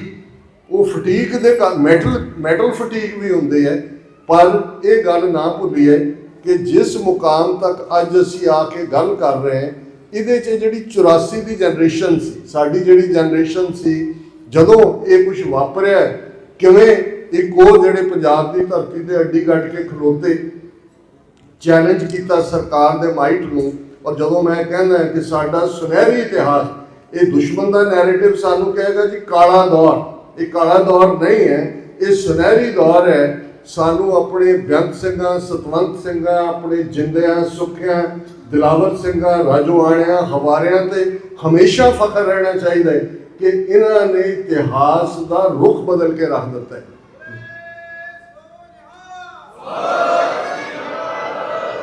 ਜਦੋਂ ਭਾਈ ਹਰਜਿੰਦਰ ਸਿੰਘ ਜਿੰਦਾ ਸੁਖਦੇਵ ਸਿੰਘ ਸੁੱਖਾ ਪ੍ਰੈਜ਼ੀਡੈਂਟ ਨੂੰ ਲਿਖੀ ਆਪਣੀ ਚਿੱਠੀ 'ਚ ਕਹਿੰਦੇ ਨੇ ਕਿ ਵੈਨ ਦਾ ਨੇਸ਼ਨਸ ਅਵੇਕ ਹਿਸਟਰੀ ਸ਼ਿਵਰਸ, ਕਿ ਜਦੋਂ ਕੌਮਾਂ ਖਲੋ ਜਾਂਦੀਆਂ ਨੇ, ਜਦੋਂ ਕੌਮਾਂ ਦੇ ਅੰਦਰ ਉਹ ਆਪਣਾਪਨ ਖਲੋਣ ਦਾ ਹੌਸਲਾ ਆ ਜਾਂਦਾ ਹੈ, ਉਹ ਇਤਿਹਾਸ ਨੂੰ ਕੰਬਣੀ ਛੇੜ ਦਿੰਦੀਆਂ ਨੇ। ਇਹ ਛੋਟਾ ਦੌਰ ਨਹੀਂ ਹੈ। ਇੰਦਰਾ ਗਾਂਧੀ ਕੋਈ ਛੋਟੀ ਸ਼ਖਸੀਅਤ ਨਹੀਂ ਸੀ। ਜਨਰਲ ਵੈਦਿਆ, ਬੇਅੰਤਾ ਬੁੱਚੜ, ਔਰ ਇਸ ਸਾਰੇ ਪੀਰੀਅਡ 'ਚ ਜਿਵੇਂ ਬਿਲਕੁਲ ਆਮ ਸਧਾਰਨ ਸਿੱਖਾਂ ਨੇ ਜਿਹਨਾਂ ਦੀ ਕੋਈ ਫੌਜੀ ਟ੍ਰੇਨਿੰਗ ਨਹੀਂ ਸੀ ਹੋਈ, ਜਿਵੇਂ ਉਹ ਸਰਕਾਰ ਦੇ ਨਾਲ ਖਹਿ ਗਏ, ਜਿਵੇਂ ਅੱਗ ਦਾ ਭਬੂਕਾ ਹੁੰਦਾ ਹੈ। ਜਿਹੜੇ ਇਸ਼ਕ ਹਕੀਕੀ ਦੇ ਪੁਤਲੇ ਸੀ, ਇਹ ਅੱਗ ਦੇ ਭਬੂਕੇ ਵਾਂਗ ਮਚੇ ਕਿ 10 ਸਾਲ 84 ਤੋਂ 94 95 ਤੱਕ ਪੰਜਾਬ ਦੇ ਵਿੱਚ ਸਿੰਘਾਂ ਦੀ ਸਲਤਨਤ ਸੀ। ਜਿਹੜੇ ਆਏ ਬਾਹਰ, ਉਹਨਾਂ ਨੇ ਵੀ ਕੋਸ਼ਿਸ਼ ਕੀਤੀ ਕਿ ਅਸੀਂ ਇਸ ਗੱਲ ਨੂੰ ਜਾਰੀ ਰੱਖਣਾ ਹੈ। ਬਹੁਤ ਸਾਰੀਆਂ ਰੈਲੀਆਂ, ਜਲਸੇ, ਹੋਰ ਸਿੰਘਾਂ ਦੀ ਮਦਦ ਪਿੱਛੇ ਇਸ ਜਨਰੇਸ਼ਨ ਨੇ ਕੀਤੀ ਹੋਈ ਹੈ। ਸੋ ਜੇ ਇਸ ਜਨਰੇਸ਼ਨ 'ਚ ਕਿਸੇ ਤੁਹਾਨੂੰ ਕੋਈ ਫਟੀਗ ਲੱਗਦੀ ਹੈ, ਕੋਈ ਕਮਜ਼ੋਰੀ ਲੱਗਦੀ ਹੈ, ਤੇ ਇਵੇਂ ਨਾ ਕਰੋ ਕਿ ਵੀ ਗੱਲ ਤੁਹਾਡੇ ਤੋਂ ਸ਼ੁਰੂ ਹੋਈ ਹੈ, ਪਹਿਲਾਂ ਕਿਸੇ ਨੇ ਕੁਝ ਨਹੀਂ ਕੀਤਾ। ਇਹ ਐਟੀਟਿਊਡ ਠੀਕ ਨਹੀਂ ਹੈ। ਔਰ ਦੂਸਰਾ, ਮੈਂ ਆਪਣੀ ਜਨਰੇਸ਼ਨ ਨੂੰ ਵੀ ਇਹ ਕਹਿਣਾ ਚਾਹੁੰਦਾ, ਪੰਜਾਬ 'ਚ ਵੀ ਮੈਂ ਆਪਣੀਆਂ ਧਿਰਾਂ ਨੂੰ ਕਿਹਾ, ਜਦੋਂ ਦੀਪ ਸਿੱਧੂ ਦਾ ਉਭਾਰ ਹੋਇਆ, ਭਾਈ ਅੰਮ੍ਰਿਤਪਾਲ ਸਿੰਘ, ਉਹਨਾਂ ਦੀ ਰੈਕਗਨੀਸ਼ਨ ਹੋਈ, ਮੈਂ ਕਿਹਾ ਕਿ ਦੇਖੋ ਵੱਡਾਪਨ ਵੀ ਸਾਡਾ ਅਕਾਲੀਆਂ ਨਾਲ ਕੀ ਰੌਲਾ ਸੀ, ਅਕਾਲੀਆਂ ਦਾ ਸਰ ਜਰਨੈਲ ਸਿੰਘ ਭਿੰਡਰਾਂਵਾਲਿਆਂ ਨਾਲ ਕੀ ਰੌਲਾ। ਹੁਣ ਅਕਾਲੀਆਂ ਦਾ ਇਤਿਹਾਸ ਕੋਈ ਛੋਟਾ ਇਤਿਹਾਸ ਨਹੀਂ ਹੈ। ਇਹਨਾਂ ਨੇ ਗੁਰੂ ਕੇ ਬਾਗ ਦੀ ਡਾਂਗਾ ਖਾਧੀਆਂ ਹੋਈਆਂ, ਗੱਡੀਆਂ ਅੱਗੇ ਪੰਜਾ ਸਾਹਿਬ ਲੰਮੇ ਪਏ ਹੋਏ ਨੇ, ਮਸ਼ੀਨ ਗੰਨਾਂ ਦੇ ਮੂਹਰੇ ਖੜੇ ਹੋਏ ਨੇ। 47 ਤੋਂ ਬਾਅਦ ਸਾਡੇ ਬਜ਼ੁਰਗਾਂ ਨੇ ਪੰਜਾਬੀ ਸੂਬੇ ਦੇ ਮੋਰਚੇ ਲਈ ਜੇਲ੍ਹਾਂ ਭਰੀਆਂ, ਕੁਰਬਾਨੀਆਂ ਕੀਤੀਆਂ। ਪਰ ਇੱਕ ਸਟੇਜ ਆ ਜਾਂਦੀ ਹੈ ਜਦੋਂ ਜਿਹੜੀ ਕਰੰਟ ਕੋਈ ਤਬਦੀਲੀ ਵੱਲ ਜਾ ਰਹੀ ਗੱਲ ਹੁੰਦੀ ਹੈ, ਜਿਹੜੀ ਐਗਜ਼ਿਸਟਿੰਗ ਹੁੰਦੇ ਨੇ ਉਹ ਇਨਸਿਕਿਉਰ ਹੋ ਜਾਂਦੇ ਨੇ। ਇਹ ਸਭ ਤੋਂ ਜ਼ਿਆਦਾ ਪ੍ਰਚਾਰ ਅਕਾਲੀਆਂ ਨੇ ਕੀਤਾ ਕਿ ਜੀ ਸੰਤ ਭਿੰਡਰਾਂਵਾਲਿਆਂ ਨੂੰ ਸਰਕਾਰ ਨੇ ਭੇਜਿਆ, ਜ਼ੈਲ ਸਿੰਘ ਲਿਆਇਆ, ਸੰਜੇ ਗਾਂਧੀ, ਕਿਉਂ? ਇਨਸਿਕਿਉਰ ਸੀ। ਉਹਨਾਂ ਨੂੰ ਲੱਗਾ ਕਿ ਵੀ ਇੱਕ ਨੌਜਵਾਨ 28-29 ਸਾਲ ਦਾ ਜਦੋਂ ਉਹਨਾਂ ਨੂੰ ਸੇਵਾ ਮਿਲਦੀ ਹੈ ਕਿ ਭਾਈ ਉਹ ਕਿਵੇਂ ਅੰਮ੍ਰਿਤ ਵੀ ਛਕਾ ਰਹੇ ਨੇ, ਪੋਪੂਲਰ ਵੀ ਹੋ ਰਹੇ ਨੇ, ਨੌਜਵਾਨਾਂ ਦੀ ਇਮੈਜੀਨੇਸ਼ਨ ਵੀ ਕੈਪਚਰ ਕਰ ਰਹੇ ਨੇ। ਔਰ ਸਭ ਤੋਂ ਵੱਡੀ ਐਨਿਮਿਟੀ ਇਹਨਾਂ ਅਕਾਲੀਆਂ ਨੇ ਰੱਖਦੇ ਆ ਜੋ ਸਰਕਾਰ ਨਾਲ ਸਾਜ਼ਬਾਜ਼ ਕੀਤੀ। ਉਹ ਹੁਣ ਇਤਿਹਾਸਕ ਪ੍ਰੂਫ ਨੇ। ਇੱਕ ਪਾਸੇ ਧਰਮ ਯੁੱਧ ਮੋਰਚਾ ਚੱਲ ਰਿਹਾ ਸੀ, 19 ਮੀਟਿੰਗਾਂ ਇਹਨਾਂ ਨੇ ਬਿਹਾਈਂਡ ਬੈਕ ਜਿਹੜੀਆਂ ਨੇ, ਕਿਤੇ 에ਅਰਪੋਰਟ ਲਾਉਂਜ ਤੇ, ਕਿਤੇ ਇੰਦਰਾ ਗਾਂਧੀ ਦੇ ਪੈਲੇਸ, ਕਿਤੇ ਦੂਜਿਆਂ ਦੇ ਕੀਤੀਆਂ। ਔਰ ਉੱਥੇ ਇਹੀ ਕਹਿੰਦੇ ਰਹੇ ਜੀ ਅਸੀਂ ਤਾਂ ਨਹੀਂ ਚਾਹੁੰਦੇ ਟਕਰਾਅ, ਇਹ ਹੁਣ ਕਿਵੇਂ ਸੰਤ ਭਿੰਡਰਾਂਵਾਲਿਆਂ ਨੂੰ ਕਿਵੇਂ ਬੰਦ ਕਰਾਈਏ। ਦੇਖ ਲਓ ਅਖੀਰਲੀ ਮੀਟਿੰਗ ਵੇਲੇ ਗਵਰਨਰ ਪੰਜਾਬ ਨੂੰ ਇਹਨਾਂ ਦਾ ਇੱਕ ਲੀਡਰ ਕਹਿ ਗਿਆ ਜੀ ਤੁਸੀਂ ਕਰ ਲਓ, ਸਾਂਭ ਲਓ ਜਿਵੇਂ ਵੀ ਹੈ, ਇਹ ਸਾਡੇ ਵੱਸੋਂ ਬਾਹਰ। ਹੁਣ ਉਹਨਾਂ ਦੇ ਸੰਤ ਜਰਨੈਲ ਸਿੰਘ ਭਿੰਡਰਾਂਵਾਲਿਆਂ ਨੇ ਤਾਂ ਇਹ ਕਦੇ ਕਲੇਮ ਹੀ ਨਹੀਂ ਕੀਤਾ ਵੀ ਉਹਨਾਂ ਨੇ ਚੀਫ ਮਿਨਿਸਟਰੀ ਲੈਣੀ ਹੈ, ਉਹਨਾਂ ਨੇ ਸ਼੍ਰੋਮਣੀ ਕਮੇਟੀ ਦੀ ਪ੍ਰਧਾਨਗੀ ਲੈਣੀ ਹੈ। ਪਰ ਇਨਸਿਕਿਉਰਿਟੀ, ਉਹਨਾਂ ਨੂੰ ਲੱਗਦਾ ਸੀ ਵੀ ਬੰਦਾ ਸੱਚਾ ਸੁੱਚਾ ਹੈ, ਇਹ ਇੰਨੀ ਵੱਡੀ ਫੋਲੋਇੰਗ ਹੈ, ਇਹ ਸਾਡੇ ਪੱਲੇ। ਸੋ ਜਿਹੜਾ ਗੱਲ, ਔਰ ਜਦੋਂ ਸਾਡੀ ਮੂਵਮੈਂਟ ਚੱਲੀ ਅਸੀਂ ਅਕਾਲੀਆਂ ਨੂੰ ਪਹਿਲੇ ਨਿਸ਼ਾਨੇ ਤੇ ਲਿਆ, ਜਿਹੜੇ ਸਾਨੂੰ ਲੱਗਾ ਰਾਜ ਖਲੋਤੇ ਨੇ। ਪਰ ਇਹ ਕਿਉਂ ਐਨਿਮਿਟੀ ਹੋਈ? ਕਿਉਂਕਿ ਅਕਾਲੀਆਂ ਨੇ ਸਪੇਸ ਨਹੀਂ ਛੱਡਿਆ ਯੰਗਸਟਰ ਦੇ ਲਈ। ਔਰ ਸਾਡੇ ਮਾਮਲੇ 'ਚ ਨਹੀਂ ਹੈ, ਰਾਤ ਵੀ ਗੱਲ ਹੋ ਰਹੀ ਸੀ CPIM ਜਿਹੜੀ CPI ਤੋਂ ਟੁੱਟੀ ਧਿਰ ਸੀ, ਪਰ ਨਕਸਲਾਈਟਸ ਜਦੋਂ ਨਿਕਲੇ ਉਹਨਾਂ ਨੂੰ ਲੱਗਾ ਕਿ ਵੀ ਇਹ ਵੀ CPIM ਦੀ ਲੀਡਰਸ਼ਿਪ ਇਹ ਸਾਡੇ ਲਈ ਸਪੇਸ ਨਹੀਂ ਛੱਡਦੀ ਹੈ। ਸੋ ਮੈਂ ਆਪਣੀ ਜਨਰੇਸ਼ਨ ਨੂੰ ਅਸੀਂ ਜਿੰਨਾ ਪੁਗਾ ਸਕੇ, ਇਸ਼ਕ ਕੋਈ ਕਮਜ਼ੋਰ ਹੈ, ਕੋਈ ਕੱਚਾ ਹੈ, ਕੋਈ ਪਿੱਲਾ ਹੈ, ਪਰ ਅਸੀਂ ਸਾਰੇ ਇੱਕੋ ਰਸਤੇ ਦੇ ਪਾਂਦੇ ਹੈ। ਤੇ ਮੈਂ ਇਹ ਜ਼ਰੂਰ ਕਹਿਣਾ ਚਾਹਾਂਗਾ ਕਿ ਆਪਣੇ ਯੰਗਸਟਰਸ ਦੇ ਲਈ ਵੀ ਸਪੇਸ ਛੱਡੋ। ਜੇ ਤੁਹਾਨੂੰ ਲੱਗਦਾ ਹੈ ਕੋਈ ਚੀਜ਼ਾਂ ਹੋ ਸਕਦਾ ਹੈ, ਜਦੋਂ ਅਸੀਂ ਵੀ ਇਸ ਦੌਰ 'ਚ ਸੀ, ਕਈ ਵਾਰ ਜਿਹੜਾ ਉਹ ਜਵਾਨੀ ਦਾ ਖੂਨ ਹੁੰਦਾ ਹੈ ਉਹ ਕਈ ਵਾਰ ਆਪ ਮੁਹਾਰਾ ਤਾਂ ਵਗਦਾ ਹੀ ਹੈ, ਕਈ ਵਾਰੀ ਬੇਕਾਬੂ ਵੀ ਹੁੰਦਾ ਹੈ। ਸੋ ਇਹ ਜਿਹੜੀ ਕੰਸੈਂਸਸ ਹੈ, ਔਰ ਮੈਂ ਇਸ ਲਈ ਰਿਪੀਟ ਕਰਨਾ ਚਾਹੁੰਦਾ ਕਿ ਅਸੀਂ 47 ਦੀ ਲੀਡਰਸ਼ਿਪ ਨੂੰ ਕੋਸਦੇ ਕਿ ਜੀ ਉਹਨਾਂ ਦੇ ਕੋਲ ਮੌਕਾ ਸੀ, ਉਹਨਾਂ ਨੇ ਜਿਹੜਾ ਆਹ ਫੈਸਲਾ ਕੀਤਾ ਉਹ ਕੀਤਾ। 84 ਦੀ ਲੀਡਰਸ਼ਿਪ ਅਕਾਲੀਆਂ ਨੂੰ ਅਸੀਂ ਕੋਸਦੇ ਹਾਂ ਕਿ ਜੇ ਉਹ ਇਮਾਨਦਾਰੀ ਨਾਲ ਖਲੋਂਦੇ ਤੇ ਨਤੀਜੇ ਹੋਰ ਹੁੰਦੇ। ਕਿਤੇ ਇਹ ਨਾ ਹੋਏ ਕਿ ਇਤਿਹਾਸ ਕੱਲ੍ਹ ਨੂੰ ਸਾਨੂੰ ਵੀ ਦੋਸ਼ੀ ਦੱਸੇ ਕਿ ਭਾਈ 40 ਸਾਲ ਬਾਅਦ ਲਗਭਗ ਘੱਲੂਘਾਰਾ 84 ਦੇ ਇੱਕ ਓਪਰਚੁਨਿਟੀ ਆਈ ਸੀ, ਬਾਹਰਲੇ ਮੁਲਕਾਂ ਦੇ ਵਿੱਚ ਜਿਹੜੀ ਸਿੱਖਾਂ ਦੇ ਨਾਲ ਹਮਦਰਦੀ ਦਾ ਫੈਕਟਰ ਸੀ, ਨਿਊ ਮੈਪ ਮੇਕਿੰਗ ਜਾ ਰਹੇ ਸੀ, ਲੇਕਿਨ ਸਿੱਖ ਤਾਂ ਆਪਸ 'ਚ ਉਲਝੇ ਹੋਏ ਸੀ। ਇੱਕ ਇਹ ਜਿਹੜਾ ਸਰਕਾਰੀ ਦਾ ਟੈਗ ਲੈ ਕੇ ਅਸੀਂ ਹੱਥਾਂ 'ਚ ਰੱਖਿਆ ਨਾ, ਇਹਨੂੰ ਵੀ ਜ਼ਰਾ ਘੱਟੋ ਘੱਟ ਬਸਤਿਆਂ 'ਚ ਪਾ ਦਈਏ। ਜਿਹੜਾ ਜਿੰਨਾ ਕਰਦਾ ਹੈ, ਔਰ ਮੈਂ ਇਹਦੇ ਲਈ ਇਹ ਉਦਾਹਰਣ ਦਿੰਦਾ ਕਿ ਅਨੰਦਪੁਰ ਦੀ ਧਰਤੀ, ਸਿਟੀ ਆਫ ਬਲਿਸ, ਆਨੰਦ ਦੀ ਧਰਤੀ, ਭਾਈ ਨੰਦ ਲਾਲ ਦੀ ਕਲਮ ਚੱਲ ਰਹੀ ਹੈ। ਜਦੋਂ 10ਵੇਂ ਪਾਤਸ਼ਾਹ ਹੁਕਮ ਕਰਦੇ ਨੇ ਸਭ ਸ਼ਸਤਰਧਾਰੀ ਹੋਵੋ, ਭਾਈ ਨੰਦ ਲਾਲ ਵੀ ਸ਼ਸਤਰ ਲੈ ਕੇ ਆਉਂਦੇ ਤੇ ਗੁਰੂ ਕਲਗੀਧਰ ਪਾਤਸ਼ਾਹ ਉਹਨਾਂ ਨੂੰ ਇੱਕ ਕਲਮ ਦਿੰਦੇ ਨੇ, ਨਹੀਂ ਭਾਈ ਸਾਹਿਬ ਤੁਸੀਂ ਕਲਮ ਚਲਾਓ, ਤੁਹਾਡੀ ਕਲਮ ਦੇ ਵਿੱਚ ਹੀ ਤਲਵਾਰ ਜਿੰਨੀ ਤਾਕਤ ਹੈ। ਔਰ ਅੱਜ ਵੀ ਜਦੋਂ ਅਸੀਂ ਗੁਰੂ ਕਲਗੀਧਰ ਪਾਤਸ਼ਾਹ ਦਾ ਇਮੇਜ ਸਰੂਪ ਤੁਸੀਂ ਕਿਹਦੇ 'ਚੋਂ ਦੇਖਦੇ ਹੋ? ਭਾਈ ਨੰਦ ਲਾਲ ਦੇ ਬੰਦਗੀ ਨਾਮਾ 'ਚੋਂ, ਜਿਹਨਾਂ ਨੂੰ ਗੁਰੂ ਸਾਹਿਬ ਨੇ ਕਿਹਾ ਨਹੀਂ ਇਹ ਜ਼ਿੰਦਗੀ ਨਾਮ ਹੈ, ਇਹ ਜ਼ਿੰਦਗੀ ਦਾ ਹੈਗਾ। ਅੱਜ ਵੀ ਜਦੋਂ ਅਸੀਂ ਉਹਨਾਂ ਦਾ, ਭਾਵੇਂ ਫਾਰਸੀ ਹੈ, ਸਾਡੇ 'ਚੋਂ ਬਹੁਤਿਆਂ ਨੂੰ ਸਮਝ ਨਹੀਂ ਆਉਂਦੀ, ਲੇਕਿਨ ਭਾਈ ਨੰਦ ਲਾਲ ਨੇ ਗੁਰੂ ਕਲਗੀਧਰ ਪਾਤਸ਼ਾਹ ਦਾ ਰੂਪ, ਉਹਨਾਂ ਦਾ ਜਮਾਲ, ਉਹਨਾਂ ਦਾ ਜਲਵਾ, ਉਸ ਦੇ ਸਾਨੂੰ ਦੀਦਾਰ ਕਰਵਾਏ। ਤੇ ਜੇ ਭਾਈ ਕਨ੍ਹਈਆ ਜੀ ਦੁਸ਼ਮਣ ਔਰ ਸੱਜਣ ਸਭ ਨੂੰ ਪਾਣੀ ਪਿਆਉਂਦੇ ਆ, ਇਹ ਕਹਿੰਦੇ ਨੇ ਕਿ ਤੈਨੂੰ ਪਿਲਾਵਾਂ ਪਾਣੀ ਮੇਰੇ ਦਿਲ ਦੇ ਸਾਈਂ। ਹੁਣ ਸ਼ਿਕਾਇਤ ਵੀ ਹੁੰਦੀ ਹੈ ਤੇ ਗੁਰੂ ਕਲਗੀਧਰ ਪਾਤਸ਼ਾਹ ਮਲਮ ਦੀ ਡੱਬੀ ਦੇ ਕੇ ਕਹਿੰਦੇ ਨੇ ਭਾਈ ਸਾਹਿਬ ਜਿੱਥੇ ਤੁਸੀਂ ਜਲ ਛਕਾਉਂਦੇ ਹੋ ਸੱਜਣਾ ਔਰ ਦੁਸ਼ਮਣਾਂ ਦੋਨਾਂ ਫੌਜੀਆਂ ਨੂੰ, ਉੱਥੇ ਉਹਨਾਂ ਦੇ ਜ਼ਖਮਾਂ ਦੇ ਉੱਤੇ ਇਹ ਮਲਮ ਵੀ ਲਾ ਦਿਆ ਕਰੋ। ਤੇ ਫਿਰ ਭਾਈ ਬਚਿੱਤਰ ਸਿੰਘ ਦਾ ਨਾਗਣੀ ਬਰਛਾ, ਇੱਕ ਪਾਸੇ ਵੱਡੇ ਵੱਡੇ ਕਲੇਮ ਕਰਨ ਵਾਲੇ, ਜਿਵੇਂ ਅੱਜ ਵੀ ਅਸੀਂ ਦੇਖਦੇ ਦੌੜ ਜਾਂਦੇ ਹੁੰਦੇ, ਅਲਟੀਮੇਟਲੀ ਕੰਮ ਉਹੀ ਗੁਰੂ ਦੇ ਪਿਆਰ ਦੇ ਪੁਤਲੇ ਆਉਂਦੇ ਨੇ। ਛੋਟੇ ਕੱਦ ਦਾ ਬਚਿੱਤਰ ਸਿੰਘ ਗੁਰੂ ਦਾ ਥਾਪੜਾ ਲੈ ਕੇ ਮਸਤ ਹਾਥੀਆਂ ਦੇ ਰਾਹ ਰੋਕੇ ਹੀ ਨਹੀਂ, ਮੋੜ ਦਿੱਤੇ ਜਾਂਦੇ ਨੇ। ਪਰ ਇਹ ਸਾਰੇ ਹੀ ਸਿਟੀ ਆਫ ਬਲਿਸ 'ਚ ਵਸਦੇ ਨੇ, ਆਪਣੇ ਪ੍ਰੀਤਮ ਨੂੰ ਰਿਝਾ ਰਹੇ ਨੇ, ਆਪਣੇ ਪਿਆਰੇ ਨੂੰ ਰਿਝਾ ਰਹੇ ਨੇ। ਇਵੇਂ ਜਿਹੜਾ ਜਿੱਥੇ ਕੰਮ ਕਰਦਾ ਹੈ, ਜਿਹੜਾ ਬੱਚਿਆਂ ਨੂੰ ਪੰਜਾਬੀ ਪੜ੍ਹਾਉਂਦਾ ਹੈ, ਜਿਹੜਾ ਹਿਊਮੈਨਿਟੇਰੀਅਨ ਕੰਮ ਕਰਦਾ ਹੈ, ਜਿਹੜਾ ਜਾ ਕੇ ਯੂਕਰੇਨ ਔਰ ਦੂਸਰੀਆਂ ਥਾਵਾਂ ਤੇ ਜਿਨ੍ਹਾਂ ਨੇ ਲੰਗਰ ਲਾਏ। ਪਿਛਲੇ ਦਿਨਾਂ 'ਚ ਵਰਲਡ ਸਿੱਖ ਪਾਰਲੀਮੈਂਟ ਦਾ ਸੈਸ਼ਨ ਸੀ ਫਰੈਂਕਫਰਟ 'ਚ, ਔਰ ਯੂਕਰੇਨ ਦਾ ਹਾਈਐਸਟ ਮੈਨ ਆਇਆ ਔਰ ਉਹਨੇ ਐਡਰੈਸ ਕੀਤਾ ਥਰੂ ਵੀਡੀਓ ਲਿੰਕ। ਉਹਨੇ ਕਿਹਾ ਵੀ ਸਾਡੇ ਤੇ ਜਦੋਂ ਹਮਲਾ ਹੋਇਆ ਕੋਈ ਨਹੀਂ ਆਇਆ, ਅਸੀਂ ਦੇਖਿਆ ਵੀ ਅਜੀਬ ਜਿਹੇ ਲੋਕ ਜਿਨ੍ਹਾਂ ਦੇ ਸਿਰਾਂ ਦੇ ਉੱਤੇ ਕੁਝ ਬੰਨਿਆ ਹੋਇਆ ਜਾਂ ਇਹ ਆ ਗਏ ਕੈਂਪ ਲਾ ਲਿਆ ਜਾਂ ਦੂਜਾ ਸੀ। ਉਹਨਾਂ ਨੂੰ ਪੁੱਛਿਆ ਵੀ ਤੁਸੀਂ ਕੌਣ ਹੋ, ਤੁਹਾਡੇ ਨਾਲ ਨਾ ਬਾਰਡਰ ਲੱਗਦਾ ਹੈ ਨਾ ਕੋਈ। ਉਹ ਕਹਿੰਦੇ ਜੀ ਅਸੀਂ ਸਿੱਖ ਹੈ, ਸਾਨੂੰ ਪਤਾ ਹੈ ਕਿ ਅਸੀਂ ਆਪਣੇ ਜਿਹੜੇ ਤੁਹਾਡੀ ਮਦਦ ਲਈ ਆਏ ਹਾਂ। ਔਰ ਉਹਨਾਂ ਦੇ 5 ਮੈਂਬਰ ਆਫ ਪਾਰਲੀਮੈਂਟ ਜਦੋਂ ਅਮਰੀਕਾ 'ਚ ਪਿਛਲੀਆਂ ਮਿਡ ਟਰਮ ਪੋਲ ਸੀ, ਉਹ ਵਾਸ਼ਿੰਗਟਨ ਆਏ ਤੇ ਯੂਨਾਈਟਿਡ ਸਿੱਖ ਹਿਊਮਨ ਡਿਵੈਲਪਮੈਂਟ ਆਰਗੇਨਾਈਜੇਸ਼ਨ ਹੈ ਜਿਨ੍ਹਾਂ ਨੇ ਉੱਥੇ ਜਾ ਕੇ ਯੂਕਰੇਨ 'ਚ ਕੰਮ ਕੀਤਾ, ਅੱਜ ਵੀ ਕਰ ਰਹੇ ਨੇ। ਉਹਨਾਂ ਨੇ ਕਿਹਾ ਜੀ ਅਸੀਂ ਇੱਕ ਦਿਨ ਸਿੱਖਾਂ ਨਾਲ ਬਿਤਾਉਣਾ ਚਾਹੁੰਦੇ ਕਿ ਅਸੀਂ ਜਾਣਨਾ ਚਾਹੁੰਦੇ। 5 ਮੈਂਬਰ ਪਾਰਲੀਮੈਂਟ ਵਾਸ਼ਿੰਗਟਨ DC, ਮੈਂ ਨਿਊਯਾਰਕ ਬੇਸਡ ਸੀ, ਮੈਂ ਗਿਆ। ਅਸੀਂ ਪੂਰਾ ਇੱਕ ਦਿਨ, ਔਰ ਉਹਨਾਂ ਦੀਆਂ ਅੱਖਾਂ ਦੇ ਵਿੱਚ ਅਥਰੂ ਸੀ ਕਿ ਤੁਹਾਡੀ ਕੌਮ, ਸਾਨੂੰ ਤਾਂ ਪਤਾ ਵੀ ਨਹੀਂ ਸੀ ਕਿ ਇਸ ਕਿਸਮ ਦੀ ਕੋਈ ਕੌਮ ਐਗਜ਼ਿਸਟ ਕਰਦੀ ਹੈ। ਸੋ ਇਸ ਲਈ ਜਿਹੜਾ ਜਿੱਥੇ ਕੰਮ ਕਰਦਾ, ਮਤ ਇਹ ਕਹੋ ਕਿ ਜੀ ਐਵੇਂ ਉਹਨਾਂ ਨੂੰ ਲੰਗਰ ਖਵਾਤਾ, ਉਹਨਾਂ ਨੂੰ ਖਵਾਤਾ, ਫਲਾਣਾ ਕਰ ਨਹੀਂ। ਗੁਰੂ ਕਲਗੀਧਰ ਪਾਤਸ਼ਾਹ ਨੇ, ਔਰ ਜਦੋਂ ਅਸੀਂ ਖਾਲਸਾ ਰਾਜ ਦੇ ਸਿੱਕਿਆਂ ਦੀ ਗੱਲ ਔਰ ਮੋਹਰ ਦੀ ਗੱਲ ਮੈਂ ਕੱਲ੍ਹ ਵੀ ਕੀਤੀ ਸੀ, ਤੇ ਸਾਡੇ ਸਿੱਕੇ ਦੇ ਉੱਤੇ ਜਿਹੜਾ ਪਹਿਲਾ ਸਿੱਕਾ ਖਾਲਸਾ ਰਾਜ ਦਾ ਬਾਬਾ ਬੰਦਾ ਸਿੰਘ ਬਹਾਦਰ ਨੇ ਜਿਹੜਾ ਉਹ ਜਾਰੀ ਕੀਤਾ, ਉਹ ਸੀ ਸਿੱਕਾ ਜ਼ਦ ਬਰ ਹਰ ਦੋ ਆਲਮ, ਤੇਗ ਨਾਨਕ ਵਾਹਬ ਅਸਤ, ਫਤਿਹ ਗੋਬਿੰਦ ਸਿੰਘ ਸ਼ਾਹੇ ਸ਼ਾਹਾਂ, ਫਜ਼ਲ ਸੱਚਾ ਸਾਹਿਬ ਅਸਤ। ਕਿ ਦੋ ਜਹਾਨਾਂ ਦੇ ਵਿੱਚ ਅਸੀਂ ਸਿੱਕਾ ਚਲਾਇਆ। ਗੁਰੂ ਨਾਨਕ ਪਾਤਸ਼ਾਹ ਦੀ ਤੇਗ ਸੱਚ ਦੇ ਕਿਲੇ ਚੋਂ ਨਿਕਲਦੀ ਹੈ। ਸੱਚ ਇੱਕ ਤੇਗ ਵਾਂਗ ਹੁੰਦਾ, ਉਹ ਝੂਠ ਦੇ ਪਰਦੇ ਪਾੜ ਕੇ। ਵੀਰ ਸੁਖਵਿੰਦਰ ਸਿੰਘ ਹੋਰਾਂ ਨੇ ਨੈਰੇਟਿਵ ਦੀ ਗੱਲ ਕੀਤੀ, ਇਹਦੇ 'ਚ ਕੋਈ ਸ਼ੱਕ ਨਹੀਂ ਹੈ। 800 ਦੇ ਕਰੀਬ TV ਚੈਨਲਾਂ 'ਤੇ ਇਹਨਾਂ ਦਾ ਕੰਟਰੋਲ ਹੈ। IT ਸੈਕਟਰ ਜਿਨ੍ਹਾਂ ਦੇ ਪੇਡ ਲੋਕ ਬਿਠਾਏ ਹੋਏ ਨੇ, ਸੋਸ਼ਲ ਮੀਡੀਆ ਦੇ ਜਾਲੀ IDs ਨਾਲ ਬਿਠਾਏ ਹੋਏ ਨੇ। ਪਰ ਅਸੀਂ 12-13 ਸਾਲਾਂ ਤੋਂ TV 84 ਰਨ ਕਰਦੇ, ਔਰ ਇੱਕ ਪੂਰਾ ਪ੍ਰੋਗਰਾਮ 1.5 ਘੰਟੇ ਦਾ ਸੱਚੋ ਸੱਚ ਦੇ ਥੱਲੇ Monday through Friday East cost time 7:30 ਤੋਂ 9 ਵਜੇ ਤੱਕ ਹੁੰਦਾ ਹੈ।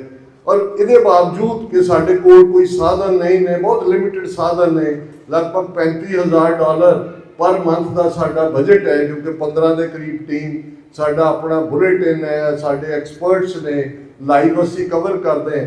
ਪਰ ਇੱਕ ਸਾਡੇ ਇਸ ਐਫਰਟ ਦੇ ਹੋਰ ਵੀ ਕੰਮ ਕਰ ਰਹੇ ਨੇ, ਉਹਨਾਂ ਦੇ ਉਸ ਨੈਰੇਟਿਵ ਨੂੰ ਭੰਨਿਆ।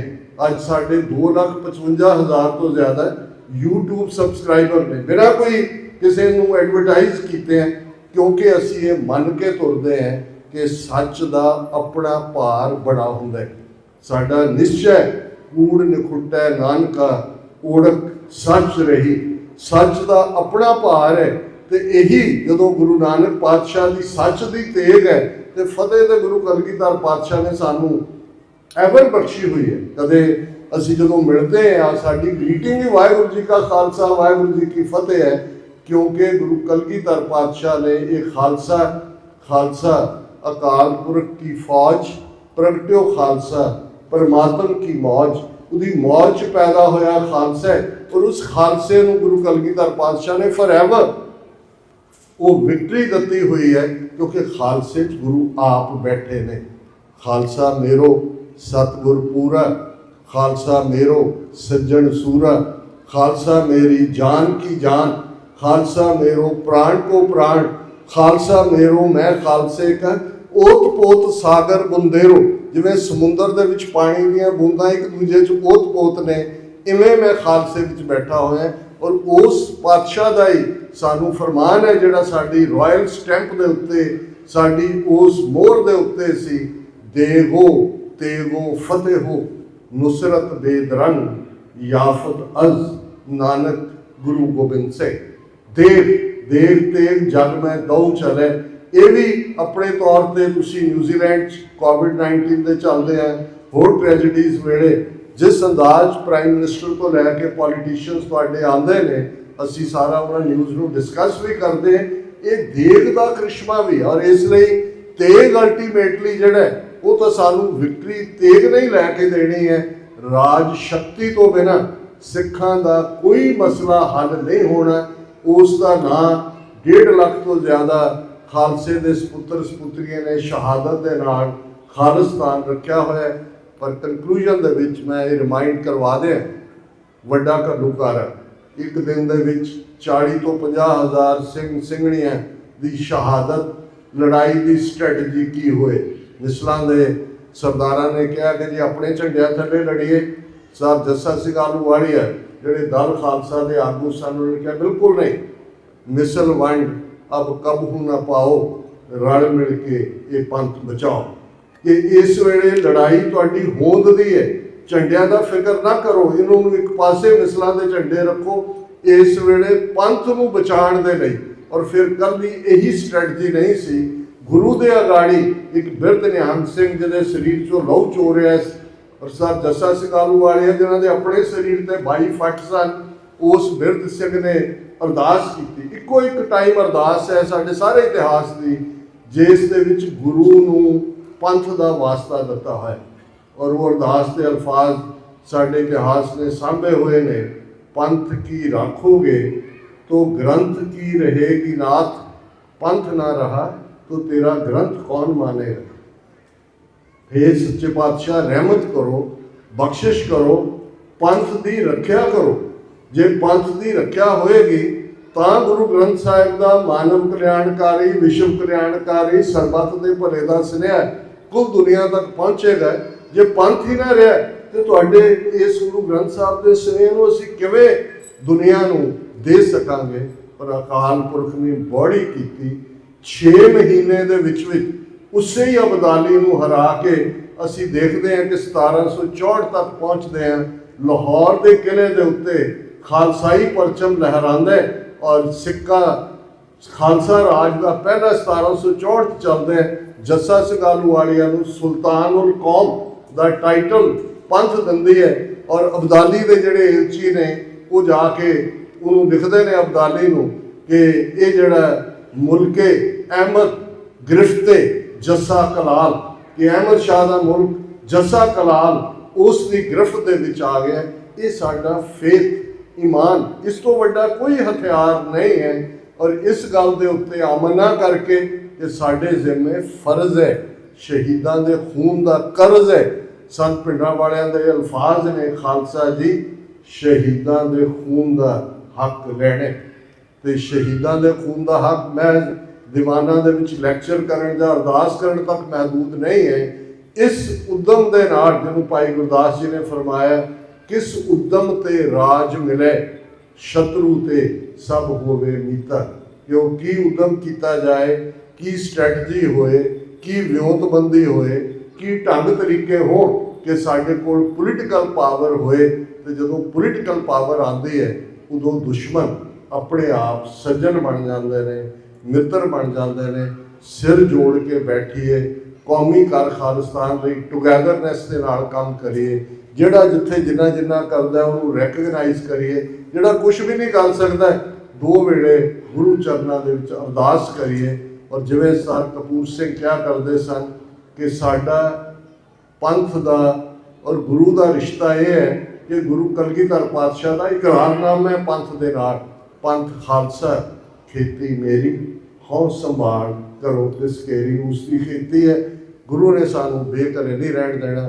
ਕਿਸੇ ਵੀ ਭੁੱਲ ਚੁੱਕ ਲਈ ਮੁਆਫੀ। ਜਿੰਨਾ ਪਿਆਰ ਸਤਿਕਾਰ ਇਹਨਾਂ 2 ਦਿਨਾਂ ਦੇ ਵਿੱਚ ਤੁਸੀਂ ਸਭ ਨੇ ਦਿੱਤਾ, ਉਸ ਲਈ ਮੇਰਾ ਰੋਮ ਰੋਮ ਹਮੇਸ਼ਾ ਰਿਣੀ ਰਹੇਗਾ। ਸਤਿਗੁਰੂ ਆਪ ਸਹਾਈ ਹੋਣ। ਪੁਰਾਤਨ ਸਿੰਘਾਂ ਦਾ ਵਿਸ਼ਵਾਸ ਜੋ ਸਾਡੇ ਅੱਜ ਦੇ ਖਾਲਿਸਤਾਨ ਦੇ ਸ਼ਹੀਦਾਂ ਨੇ ਆਪਣਾ ਖੂਨ ਡੋਲ ਕੇ ਉਸ ਨਿਸ਼ਾਨੇ ਨੂੰ ਰੱਖਿਆ, ਦਿੱਲੀ ਤਖਤ ਪਰ ਬਹੇਗੀ आप गुरु की फौज, छतर चलेंगे शीस पर, बड़ी करेगी मौज। वाहिगुरू जी का खालसा, वाहिगुरू जी की फतेह।